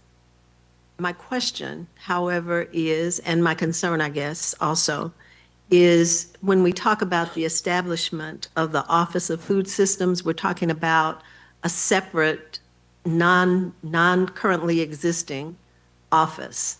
And the question that I would have as it relates to the cost of that kind of thing is whether or not the intent, I'm asking the intent because I realize that the county commissioners would have to decide that this is indeed the way that they wish to go. But in terms of the intent of this committee, are you interested in having the flexibility by the county administrator or the county commission to combine what is currently existing or reorganize in a way that does not have a significant fiscal result administratively? Because of course, what we're trying to accomplish here is get more money to, or more resources to the people who need them as it relates to food insecurity. So I'm asking you, Dr. Strobel, as the author of the, No, you're Dr. Strobel. Yeah, you're absolutely right. And I think reorganization is the key word, and it speaks to the question you asked earlier. So we're not necessarily duplicating services. It's something that the county commission and staff will now have a framework to operate within. And I keep using that word framework because it's not mandating anything except that they're going to have a new approach to how they deal with food security. And there's going to be this annual report that is put before the community. So again, that speaks to a lot of the stuff that we're hearing explained to us is not mutually exclusive. Those things could still be done, but now it's going to be in the charter. It's going to outlive our current administration, and it's going to outlive our current commission. If we have a change, it will be something that is embedded and protected. So that's why it's important that this goes into the charter, and that's why the motion on the table is as is. Committee Member Jones. Well, this takes me back to what I had originally said regarding much of what Mrs. Favors has described is there, and I think it was Mr. Wilcox who talked about the combination of item proposal 1 and proposal 2. Much of the discussion that has ensued about annual reports and the collaboration of already existing services as well as collaborations with already existing providers, I think that is memorialized in option 1 in terms of the policy recommendations that would ultimately be held in association with this agenda item. But then the specificity in terms of the charter language comes into And I wonder, is the creation of an office better placed in one rather than in charter language, which was my original contention when we first brought this up. I believe in the importance of food insecurity because, again, as a member of the Leon County School Board, whose entire district is made up of Title I schools, food insecurity is a major concern for us and a barrier to learning. I just want to make certain that we have appropriately affirmed our commitment and our value to making certain that the commission and the Leon County government provides the appropriate mitigation for what we see as a community value, and that is food insecurity. Are you, okay. Mr. Wilcox?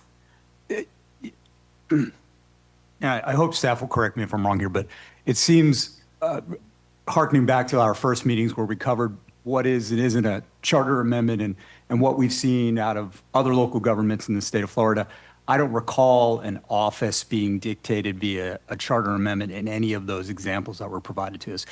To me, it seems highly unusual, although I understand why it's necessary. And so to what I believe was Mr. Jones's point, I think I could support asking the board to create an office of food services or food systems within the existing HSCP. Did I get that right? HSCP. Because it sounds like we've got a lot of moving pieces. And this is not uncommon when it comes to things like affordable housing, food insecurity, a whole host of HSCP. Having a center to organize all those things, produce annual reports, and do all this other work to help organize the effort, I think is immensely beneficial. But I don't think it's something that we dictate in a charter amendment. And even sending it forward as a charter amendment doesn't guarantee that it's going to wind up on the ballot as a charter amendment because the board still has to take a look at these. So I would support it wouldn't even be a policy, but a recommendation to the board to create an office. We have an office of, we have a division of housing services, we have a division of veteran services under HSCP. Having a division of food systems under there seems like a logical addition, and I think would address most of what was discussed here today. Are you making a motion to that effect? Can I make an alternative motion? Of course you can make a substitute I motion. make a substitute motion to ask the Board of County Commissioners to create a division of food systems within the Department of HSCP. Second motion. Motion's been made and seconded to, and so this is not a policy recommendation, but I don't know I don't know what you call the it. exact terminology there. I don't know if you'd call it a policy recommendation or just a. The Option one.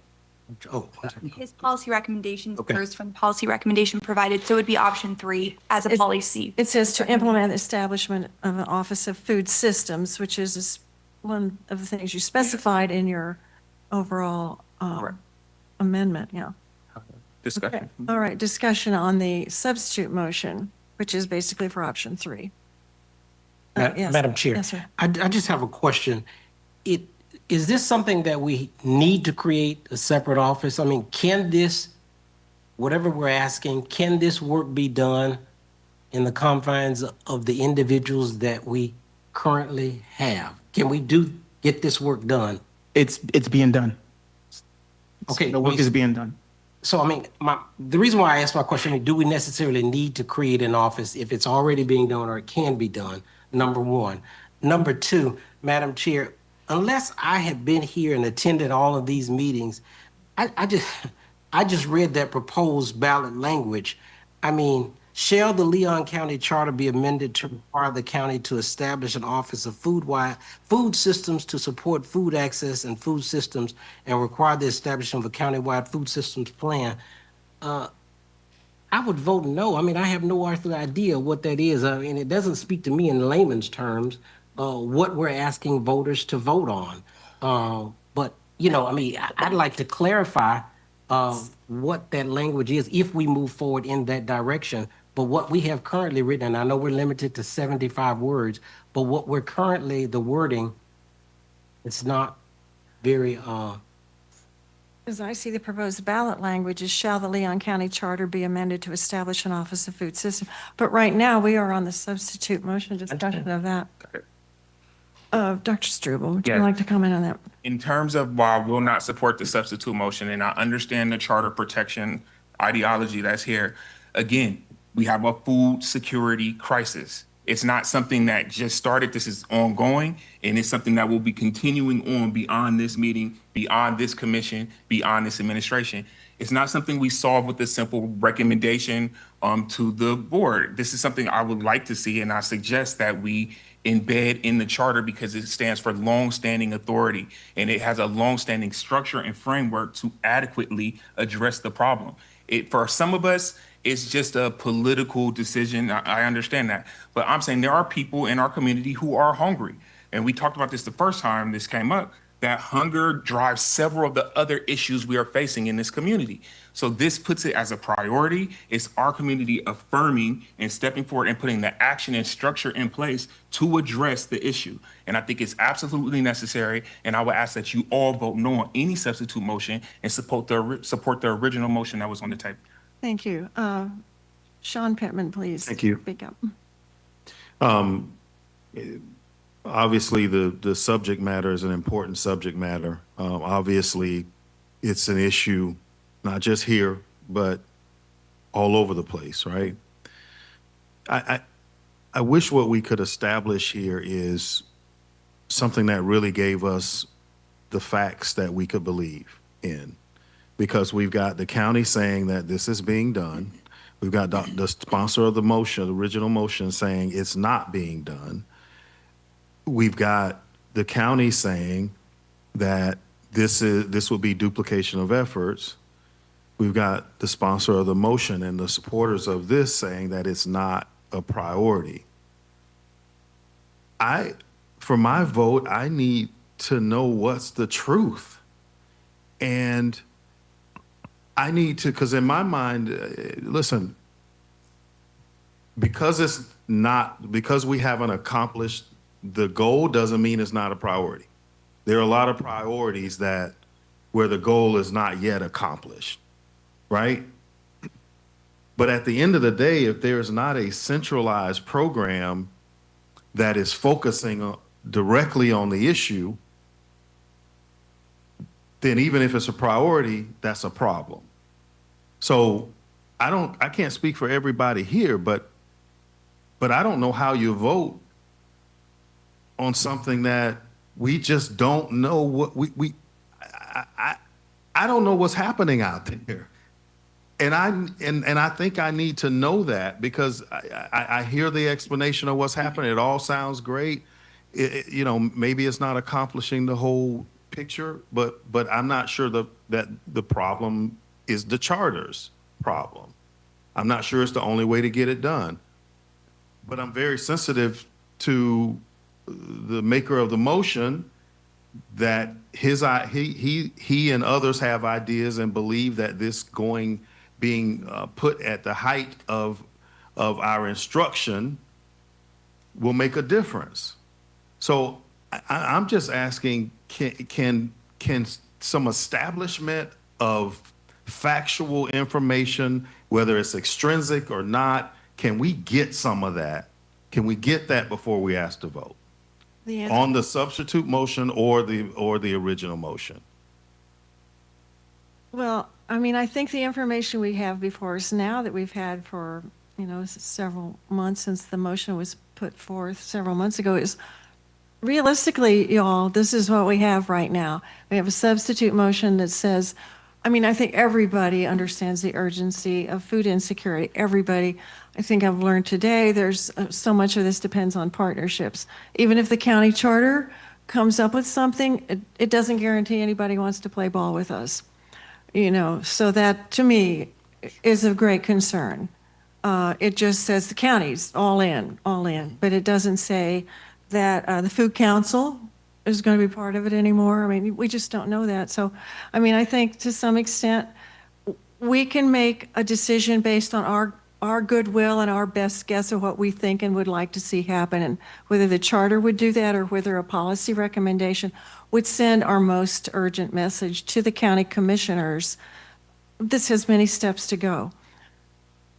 You know, I mean, basically, that's what you've got. You've got a best hope that something good would come of either direction. So, Linda Bond Edwards, you're up next. I think everybody's kind of in the same place. We want something that will work and that Better or will move. more. Yeah, or that at least everybody has more agreement is working. Because I think there is some agreement that the county has been effective. I think everybody can agree on that. Right. But going forward, what is the best way to continue that motion? Is it through a charter or is it through policy language? And if the charter language passes, what does that do to the food council, that kind of thing? And so, I mean, does that mean that the wheel restarts?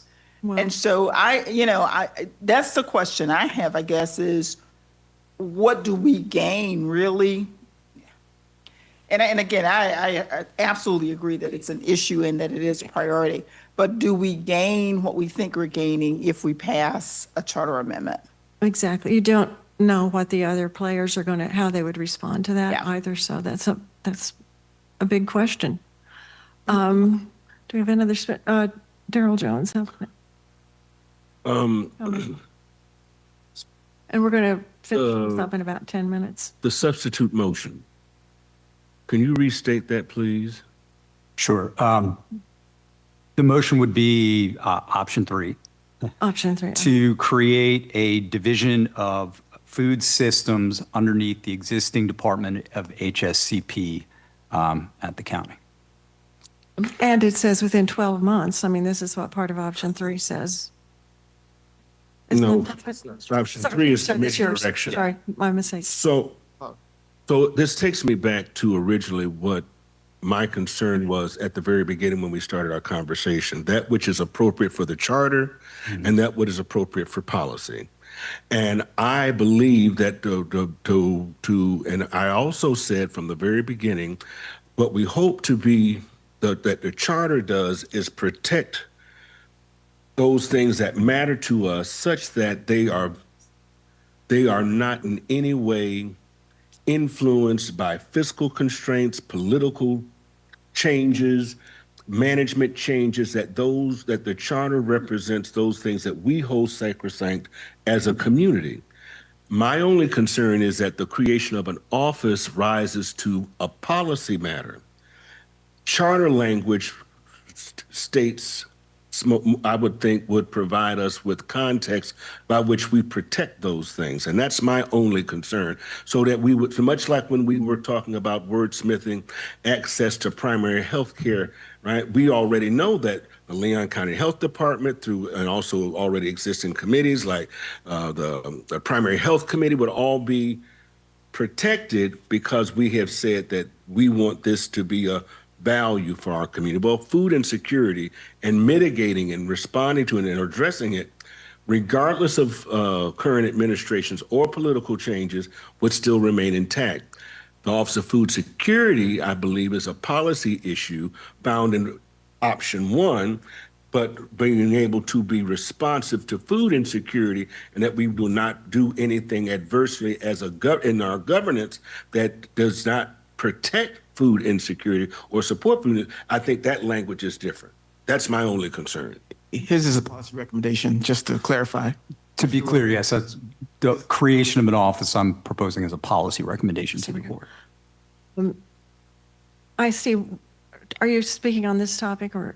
I was going to try to offer a substitute motion to the substitute motion. You can't do that right now. We have to vote on the substitute. Okay. Mr. Smith, you have a comment on this, and I'm going to call for a vote on. Yeah, I just had a question for Chastity or Vince or somebody from the county. Nikki, what does the creation of the charter amendment do versus what is happening now?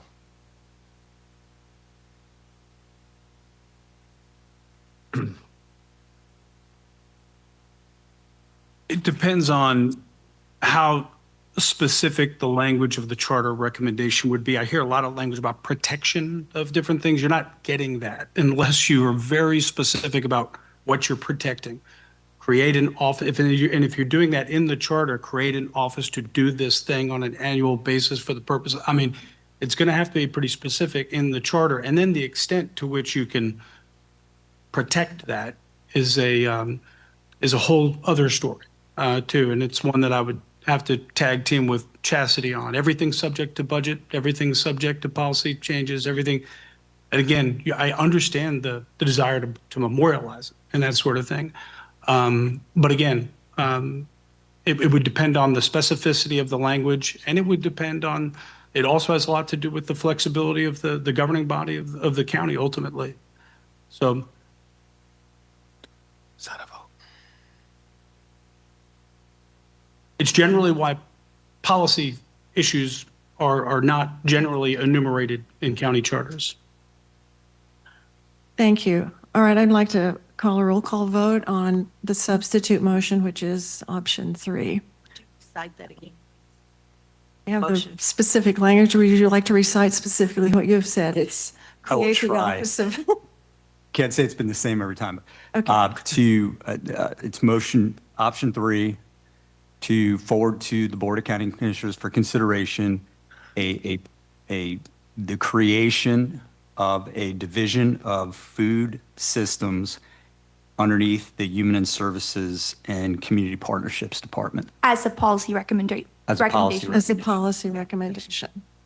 All right, a roll call vote, please. Joey Davis, Yes. Yes, excuse me. Linda Bond Edwards, Yes. Anita Favors, Yes. Max Hurley, Nay. Daryl Jones, Howard Kessler, Nay. Henry Lewis, Yes. Heidi Otway, Yes.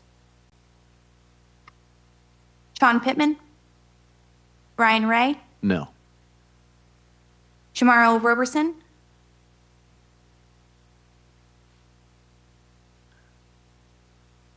No.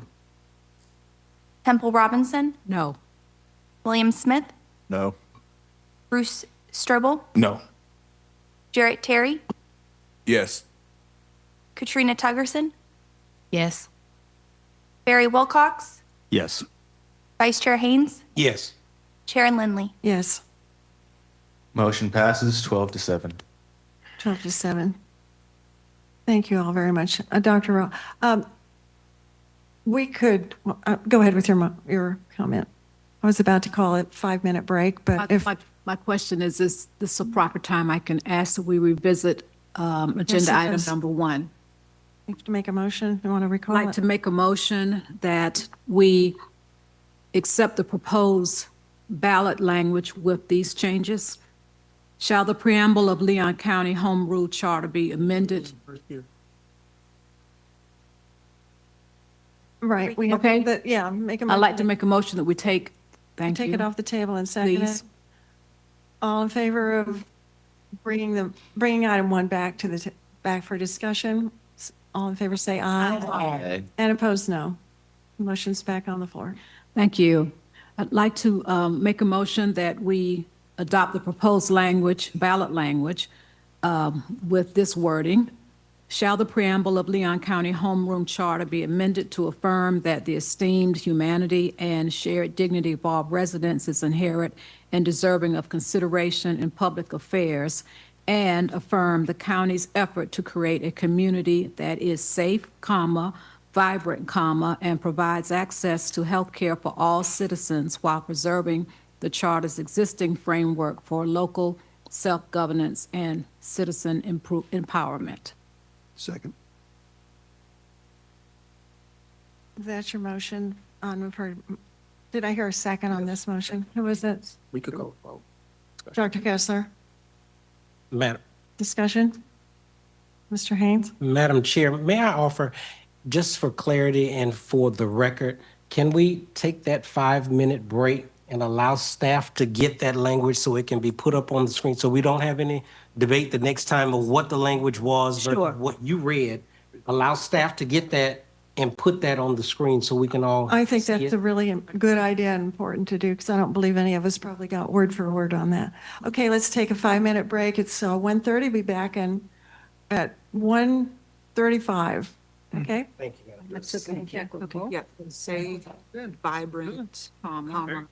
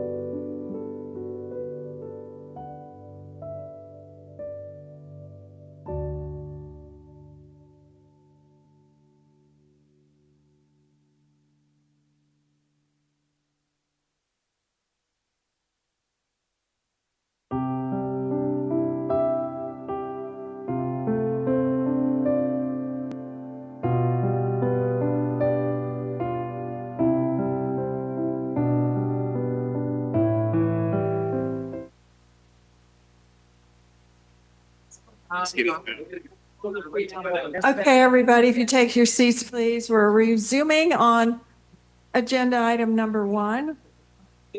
And Dr. Robinson, you have the floor. Are we ready? Yes, we are. Everybody will sit down, please, as quickly as you can.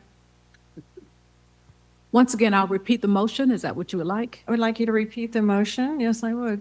I'd like to move that the committee accept the amended proposed ballot language as stated on the screen. Shall the preamble of the Leon County Home Rule Charter be amended to affirm that the esteemed humanity and shared dignity of all residents is inherent and deserving of consideration in public affairs, and affirm the county's effort to create a community that is safe, vibrant, and provides access to health care for all citizens while preserving the charter's existing framework for local self-government and citizen empowerment. And that is your motion. That is my motion. Seconded. And do I hear from second from, was it Howard Kessler. Dr. Kessler? All right, discussion on the proposed motion. Point of information, should that be Yes, a sir. period instead of a question mark after empowerment? It's the question that's going to be on the ballot. Question. Oh, okay. Shall the preamble? Do you like this? Yeah, okay. Not, is that 75 words? So that's an interrogatory. All right, thank you. We can add some more stuff. Let me get another. No. There are words to spare. Right. Do we have any, well, make a roll call vote on this. You've got the ballot language, and this would go on the ballot as a charter amendment. Call the roll, please. Joey Davis, Yay. Linda Bond Edwards, Yes. Anita Favors, Yes. Max Hurley, Yes. Daryl Jones, Howard Kessler, Yes. Henry Lewis, Yes. Heidi Otway, Yes. Sean Pittman, Ryan Ray, Yes. Tamara Roberson, Yes. Temple Robinson, Yes. William Smith, Yes. Bruce Strobel, Yes. Jarrett Terry, Yes. Katrina Tuggerson, Yes. Barry Wilcox, Yes. Vice Chair Haynes, Yes. Chair Lindley. Yes. Go ahead. The you motion can- passes unanimously. All right, Dr. Robinson. Thank. All right. Next up is agenda item number 3. And who's doing the honors? It's on me this? again. Hi, Shane. It's Shane I again, got yeah. you. All right. Which item 3? All right, as requested by the committee, this item provides a proposed charter amendment and corresponding ballot language to address persistent disparities resulting from historic public policy decisions in the charter. And again, same thing as I did before, I'm going to provide some just quick things that we're doing to address the areas of poverty and equity here in our community, and then go into the ballot language and provide some explanation there.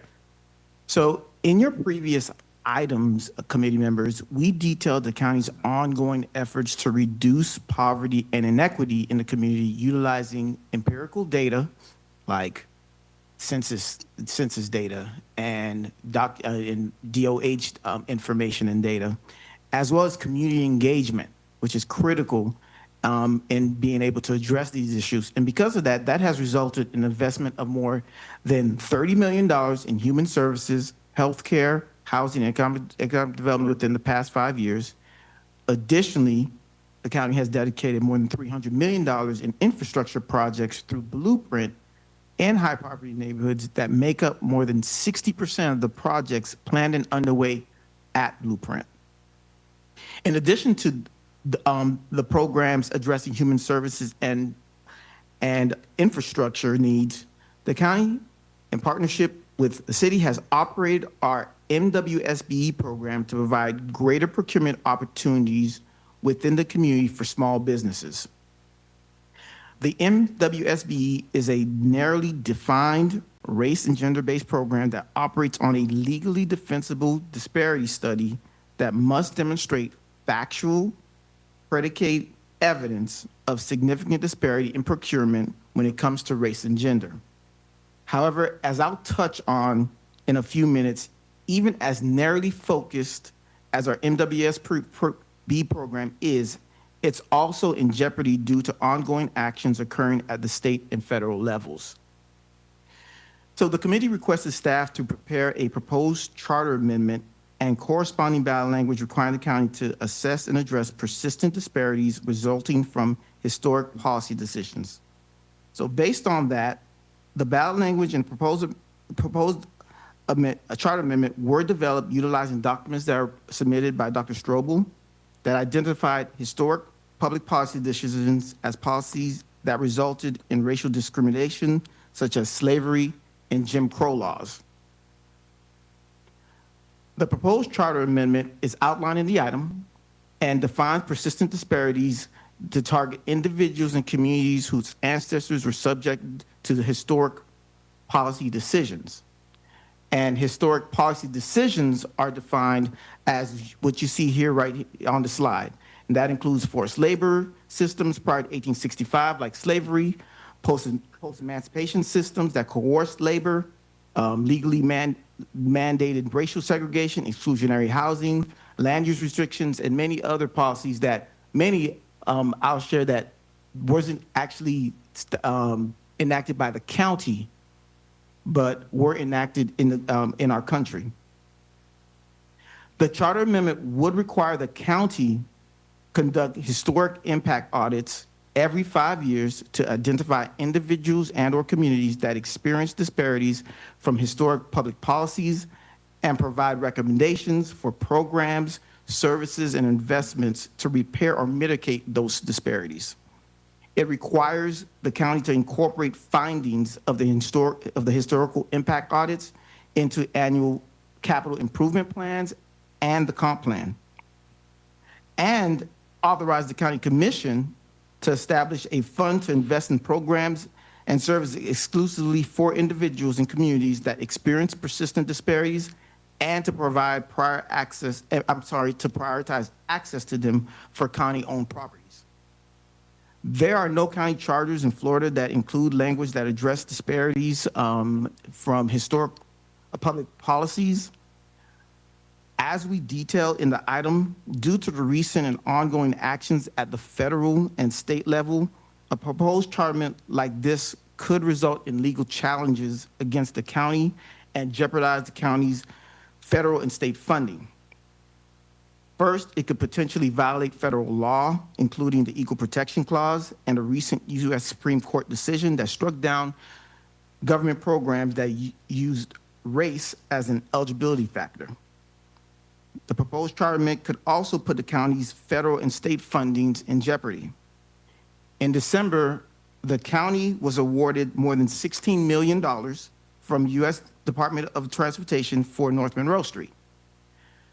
Several federals have included language in grant contracts that require grant recipients to certify that they do not promote DEI or any race-related programs. The county is currently coordinating with U.S. DOT on the development of a contract for the money that we receive for North Monroe. And that agreement may require the county to provide a similar certification, and a proposed amendment like this one before you would make that problematic to certify that.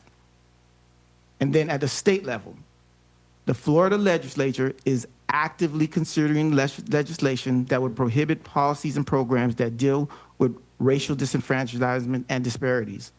As the county attorney mentioned earlier, these bills are moving fast. One is now on the floor, and one is on the Senate side, and moving also quickly on the House side. The legislation includes punitive measures for adopting and implementing such policies and programs. As you mentioned earlier, malfeasance as one issue, but also that it would allow for the removal of an elected official if they adopt or implement such policies. These same federal and state actions could also impact the MWSB program. It's for this reason several local governments in Florida already have revamped their MWSBE programs to be less racial and gender focused to ensure that they don't violate any state or federal laws and don't lose their grant funding. So it's for all those reasons we don't recommend the proposed charter amendment. but we have developed balanced language as requested by the committee and provided on the screen, and also is table 1 in your item. However, as with the previous items, the committee has an alternative option to provide a policy recommendation to the board encouraging continued commitment to addressing poverty, which is up here and provided under table number 2 in your item. And that's option number 1, which we are recommending, and I'm happy to answer any questions. Thank you, Shington. I'd like the maker of the motion, Committee Member Struble, to Yes. take the floor. Right away, I recognize some of the critical points that the county has made, particularly around the risk that we take if we try to address historical racism. And that's why after our last discussion, I got a good lesson from the county attorney, and I recognize that we may need to shift on this. So I did prepare alternative language that removes any references to race, but still gets to the heart of what we're trying to address. Madam, Would you like to pass those out? distribute this, yes. Yeah, could somebody assist Dr. Struble in just passing these so every member has a copy of the language? You want to go ahead and talk to us about what it says? Yeah. So, what you'll see in the alternative language is that we remove references to race and historical racism when we speak specifically about policies that took place and their unconstitutional nature of said policies. So that allows us safety in that area where we're no longer getting into DEI, we're no longer getting into trying to address racism against the federal and state administration's wishes. So it allows us to still address the problems that have been created and the historic, or I guess you could say the lingering impact of some of those historic policies without violating said statutes that were mentioned by the county. So I thought they were right to bring that up. So that would have me move option 3, where we would recommend the attached charter amendment and ballot language that is being provided to you as we speak. So I'll give us, I guess I'll let us look at it before. Yeah, and I don't know if the county attorneys had time to Yeah, so we could- to see if red flags are popping up Fair in enough. this language as well. It's,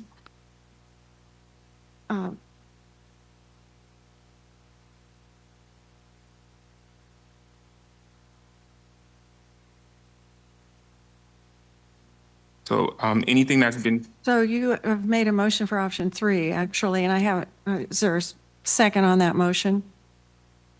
Second. You want to take a moment to, second? Okay, Yeah. just want to be sure this is properly in order before we discuss. Thank you.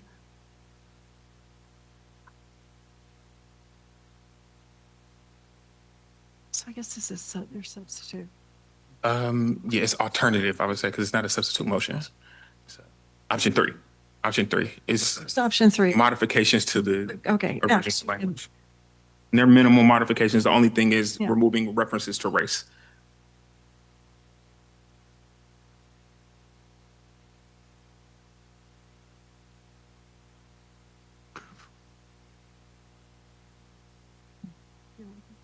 County attorney's going to speak to this if y'all had a chance to read the document that was distributed.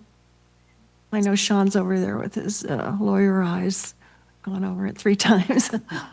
You also have Attorney Linda We have Bottas at several. the other end of the table A too. lot of lawyers here, don't we, actually? So on its face, this takes out any reference to, as Dr. Struble states, race or DEI. The potential issue comes into play is the county would implement this as if the fundamental basis for any program, policy, anything that was proposed to address this historic wrong, if the basis for that was any protected class, whether it's gender, race, national origin, you can go on, that is going to potentially impact federal funding that would be available for that.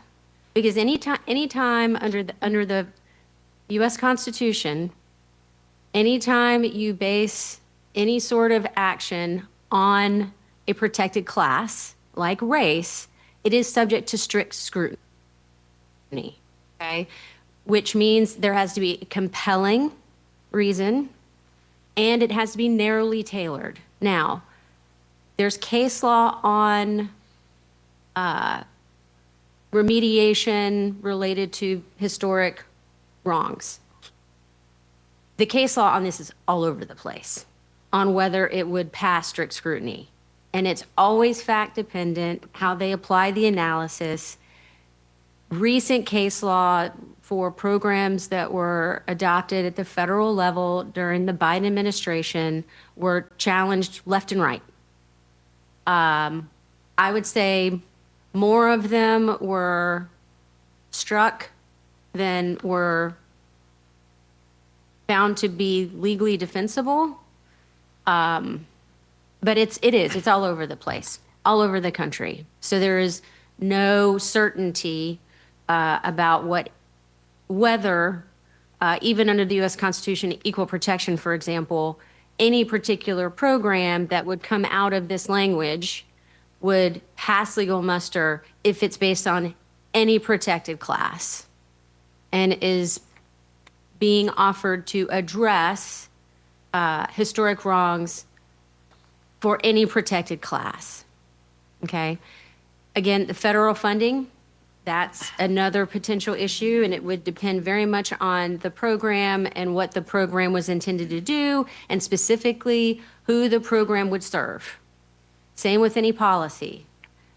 The language itself does not on its face run afoul of the pending legislation at the state level. But certainly, again, you go back to any program, policy, anything else, if the basis for that you can point back to as being anything that's considered DEI, which includes race, that is not going to be legal. That's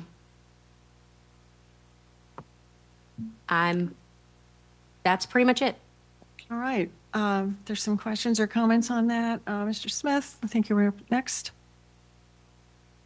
At the floor. Where's the funding for this coming from? It talks about set up a restoration fund to support these programs. Answer to the question is do you have an answer to the question? Yeah, so in my machinations of how this will work, it creates a fund and it allows the county to make those decisions. It's not something we determine here. And that could be from grant programs, if there were gifts made, if the county wanted to set appropriations, it would be at their discretion, as we don't have the purview to really get into funding mechanisms in this body. That's right. Dr. Kessler? Yep, so this is for the county attorney. Am I interpreting your words correctly to say that if this language, and let's assume this language is not directed to any protected class, but if it was found that a protective class benefited from this, are you saying that that could be challenged? Yes, and I'll use an example, and I'll even give more information than I did. We reference in here that depending on what the program or policy is, and who it would specifically benefit and not benefit, it could run afoul of existing anti-discrimination laws that admittedly were not in place before, but are in place now. For example, if there was a housing program set up to benefit a particular protected class based on previous inequities, then that could very well run afoul of the Federal Fair Housing Act and the State Fair Housing Act. I mean, it's not even just a potentially U.S. constitutional or state constitutional issue. It could run afoul of existing federal and state laws related to anti-discrimination and intended to prevent discrimination based on a protected class. Can I follow up with one more thing? Certainly. So just to be clear, so again, assuming this language to be neutral, and if the county did establish, let's say, a housing development that in its declarations and wording was not referencing any class, but may benefit a specific class that is being, sort of excluded now. How would that work? Yeah, certainly. So one of the things that this requires, and I'm going to the, so if you look at the handout, page 2 of the handout, and you look at the historic impact audit provision, under 3AA, it says determine which individuals and/or communities meet the criteria. Okay, so, and it's in section 1, AA, 2A. That resulted in disenfranchisement. Yeah, so if the outcome of this analysis, which is required as part of this process, determines that those individuals and/or communities represent a particular protected class, such as a particular race, and therefore any program or policy adopted would be to the benefit of a particular protected class, such as race, that's going to be a problem. Because it's part of your rationale and justification for adopting any program or policy to begin with. It depends on what the data shows, potentially. So we're, okay, Mr. Struble, comment. That raises the question, how can the county do any programs using empirical data if the program shows that we have a protected class that's being impacted and we're trying to address that? Why couldn't we use that same rationale for this? Because the data collected isn't to address any historical issues such as segregation. Segregation specifically impacted a race as a particular class. What the county currently does and why it is legally defensible is they just collect data and it's more socioeconomic based than geared toward a particular protected class. Now, that can disproportionately benefit someone in a protected class. It could disproportionately benefit people with disabilities, race, gender, any of those things. But then you cannot tie the benefits or programs of a particular resulting policy or program specifically to only a protected class. Fair. So, and just to come back to that, so again, I think the key would be for county, as they make policy associated with this, to make sure it's based on the data and that it's based on the impacts of the policies, the historic policies, and not the protected class. So I think that's the direction we would have to move it in. Dr. Robertson. Yes, so if I'm understanding Chastity correctly, like this historic, like it's already been defined previously with some of the historic stuff that these are protected classes, is that could cause problems based on the language historically? Yes, listen, you can try to make the language as neutral and benign is a good word for it, as you would like. But if the ultimate goal is to address things like legally mandated, and I'm reading from the handout, legally mandated segregation in housing, education, healthcare, transportation, employment, or public services as an example of the goal here, then you are specifically targeting your efforts toward a particular race. Can we see that language again that the county proposed that would get us around the historic language, like the original? The original had race in it, so that was removed. Yeah, ours No. have race in it. Oops. So this is compromise and it's So the compromise, okay. here on. They propose this. Yes, sir. I'm sorry. Can we do like we did a moment before and and so that the staff, if there's a particular recommendation that you're bringing forward of the changes that you've made, that can then be put present on here so us to vote on? Well, that is the handout is. Okay. That's specifically the handout. Mr. Let- Did you not get one? Oh, you didn't. I'm sorry. Okay.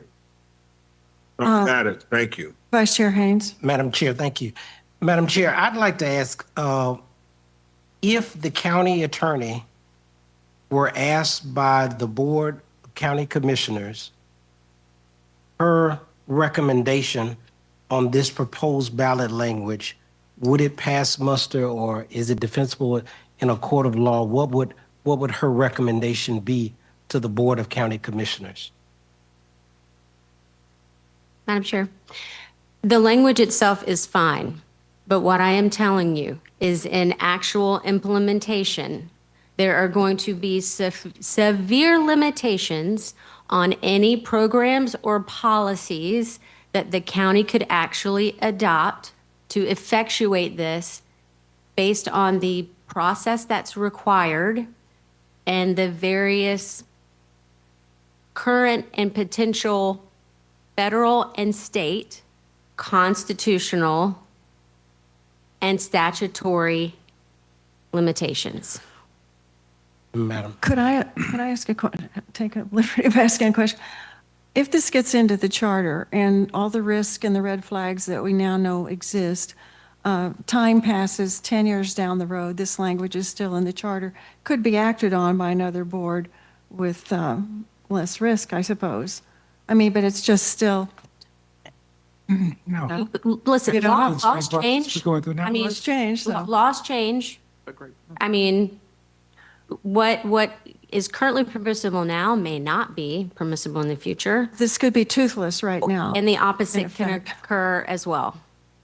What is not permissible now may be permissible in the future. Yeah. But the law is fluid. Right. Madam Chair, Madam I Chair. think I had my What- card up a long time ago. He did. Yeah. Commissioner Lewis here. Okay. Yeah. We sued the county in 1985 for single-member districts. And I'm a product of that suit because we sued on racial disparities in elections. I'm in total support of the intent of this proposal, but I see the detriment as well. If we pass this item as it's proposed right now, somebody could say, and I think Committeeman Ryan asked the question a couple of minutes ago, should we dismantle our single-member districts? And I see this as a possibility of dismantling single-member districts and a lot of other programs that have been put in place because of that. So because of what I just said and other reasons, I don't think I can support the amended language as well.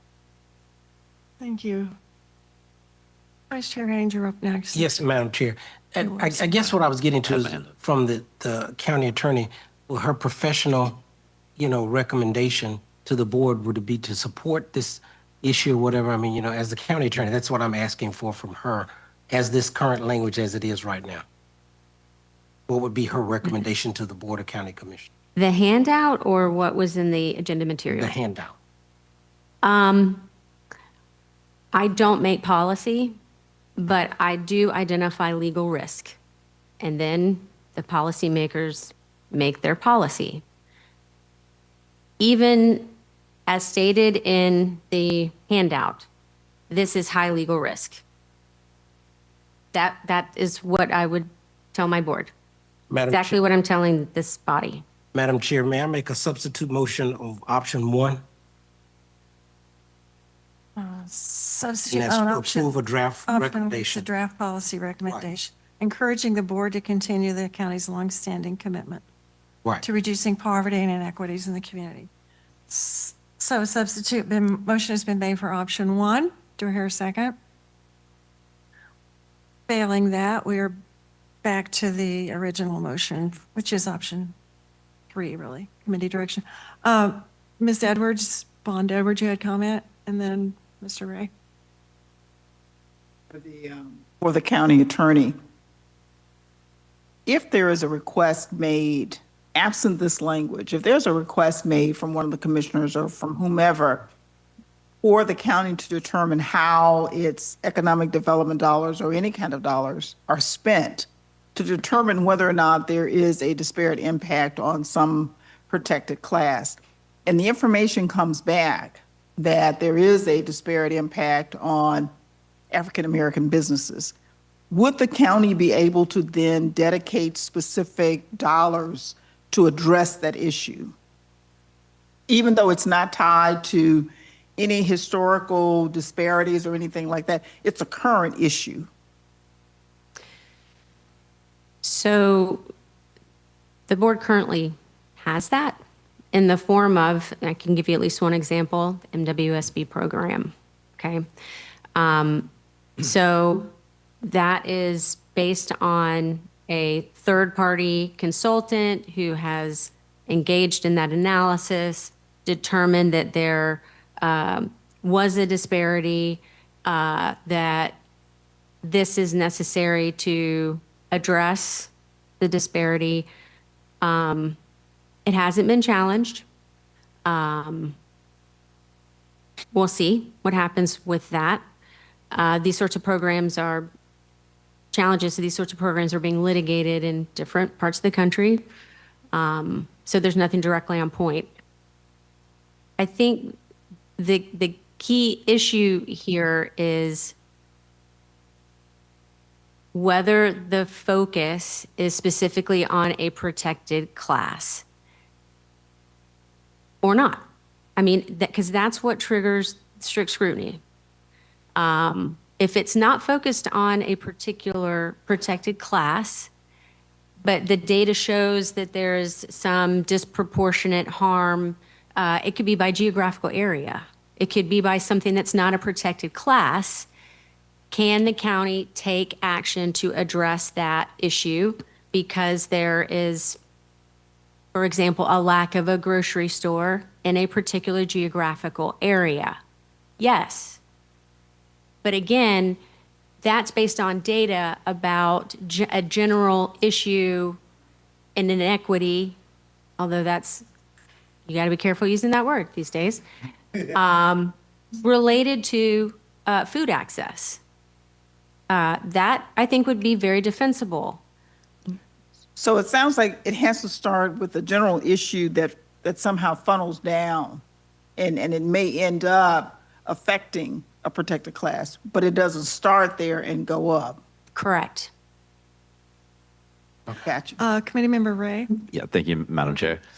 I just wanted to say for the record that the state and federal legislation that causes us to contort ourselves into these pretzels is morally obscene, intellectually repugnant, and fundamentally wrong and unjust. And so we may be bound by it, but I just thought it was important as colleagues to acknowledge that.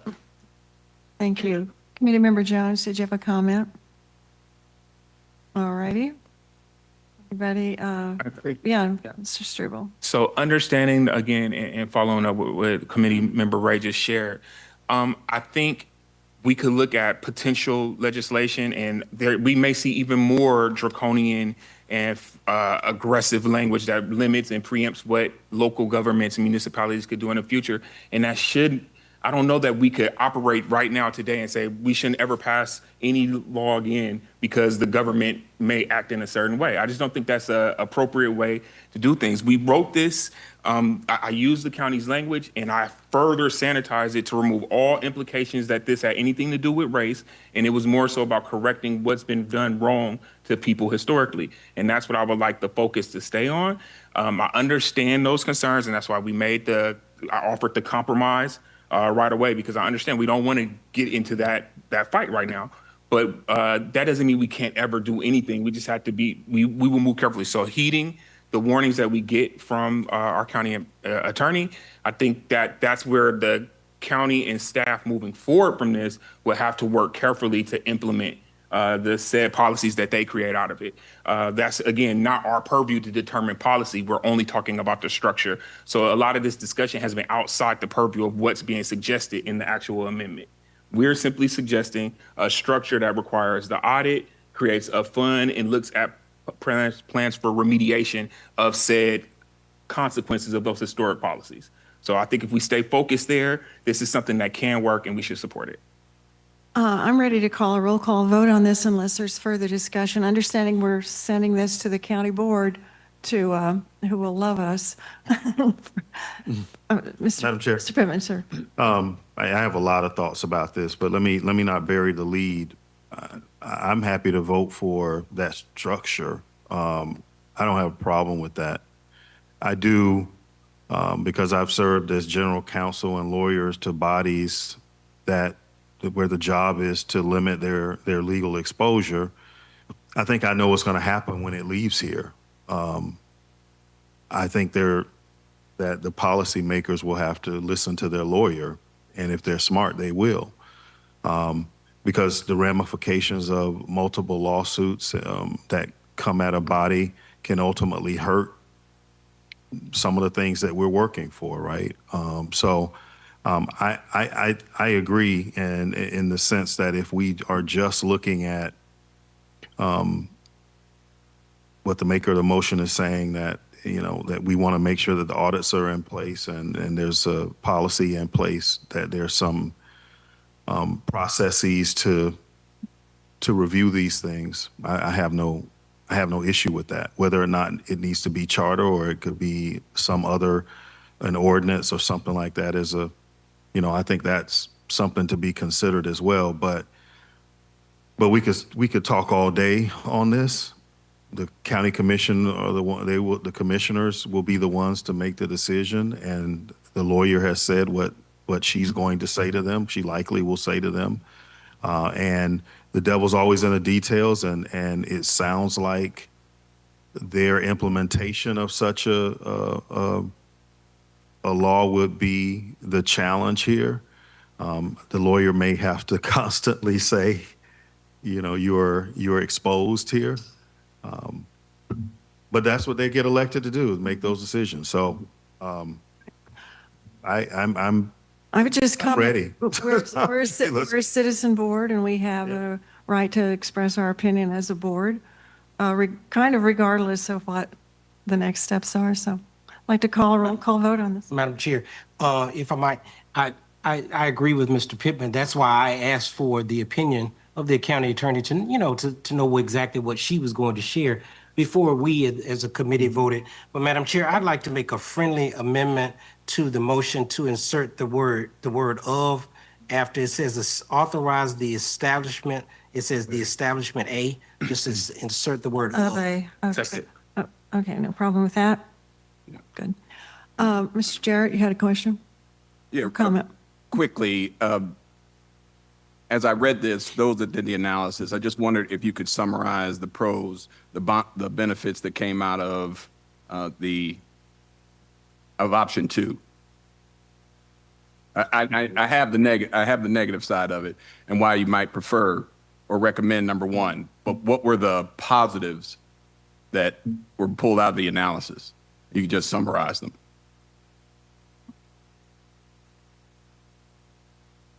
We conducted an analysis Yep. on the information that was provided, and we Was there anything good about the idea?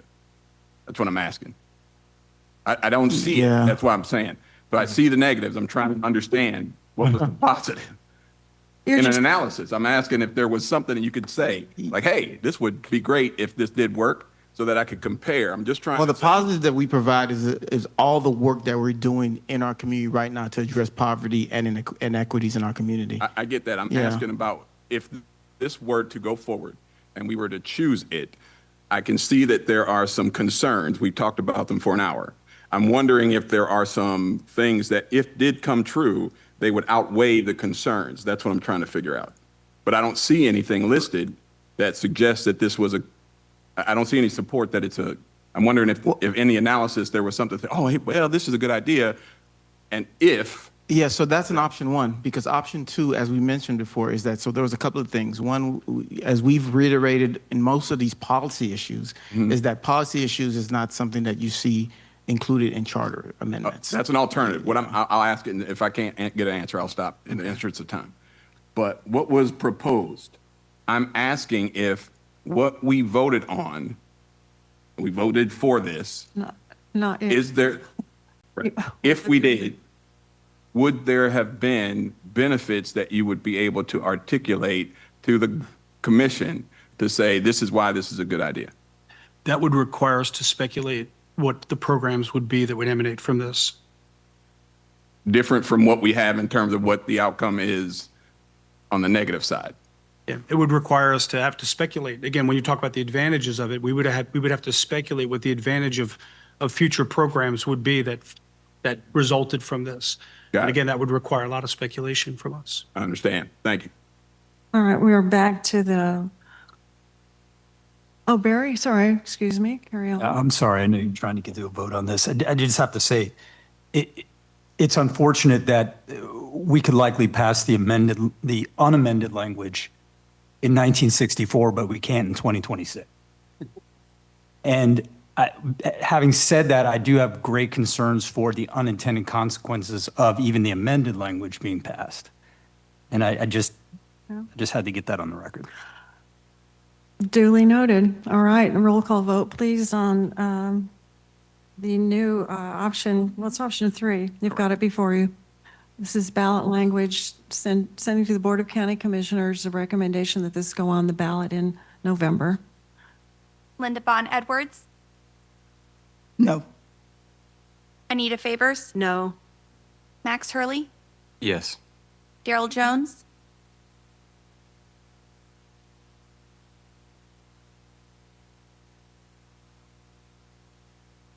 Howard Kessler, Yes.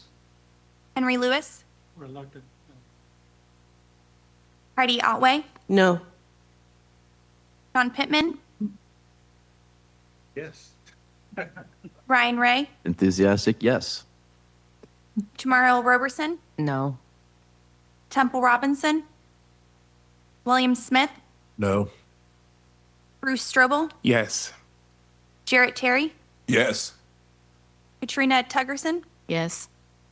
Barry Wilcox, No. Vice Chair Haynes, No. and Chair Lindley. Yes. It's 9-9. Oh. So the motion fails. The motion fails. Oh, it The tie. All right.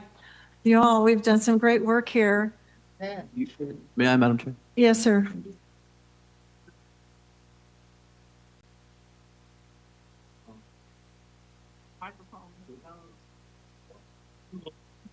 The recommendation we took from Dr. Robinson, which amended the preamble, will the subsequent edit to the original preamble language that had already been ratified, will it come to us as separate items? Or go to the commission as separate items? Because we've already agreed on the first part, which included the human dignity of all persons. Then we made an amendment to that for the second piece. And so I wanted to know, would they be managed by the commission as two separate pieces? It would be together because that is how you voted to amend it, is to reflect that esteemed humanity as well as the affordable housing. However, in the materials that we provide to the board, we're going to provide all that historical context of what the committee work has been done and their intent to address both of those issues within the revised preamble language. So the amendments to the preamble, those change edits will be dealt with as a edit of the whole?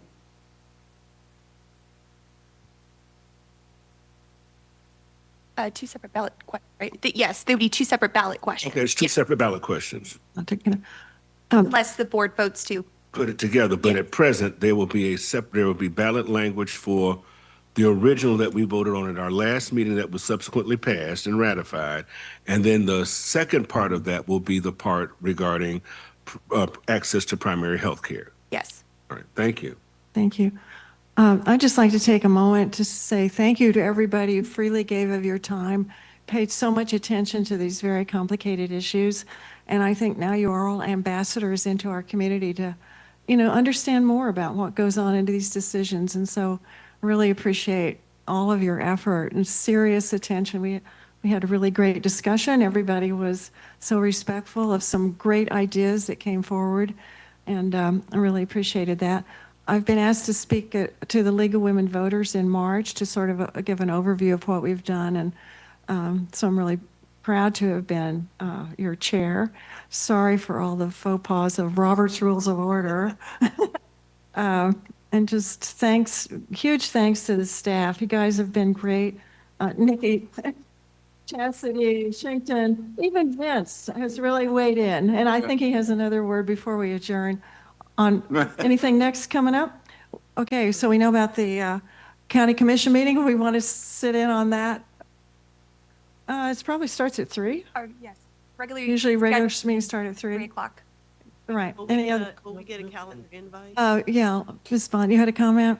This is just a special announcement, and thank you to our county attorney who was recently, and there's an announcement from the county that was put out today that she was awarded by the Tallahassee Women Lawyers the outstanding, I wrote it down, but it's She's Martha outstanding? Barnett. Yes, it's the Martha Barnett Outstanding Attorney Award. Oh, So congratulations.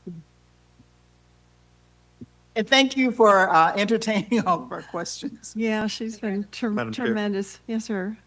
Certainly congratulations to our county attorney. That's, if you don't know Martha Barnett, that is a huge honor to be have your name next to her. She is a champion. But Madam Chair, I just want to thank you for your leadership and your work. You stepped up. Nobody else, everybody else kind of turned around when, but thank you for stepping up and for leading us through this process. And thanks to your staff, you and your staff. You guys are second to none. Thank you so much. And I don't know how Nikki Hatch does it.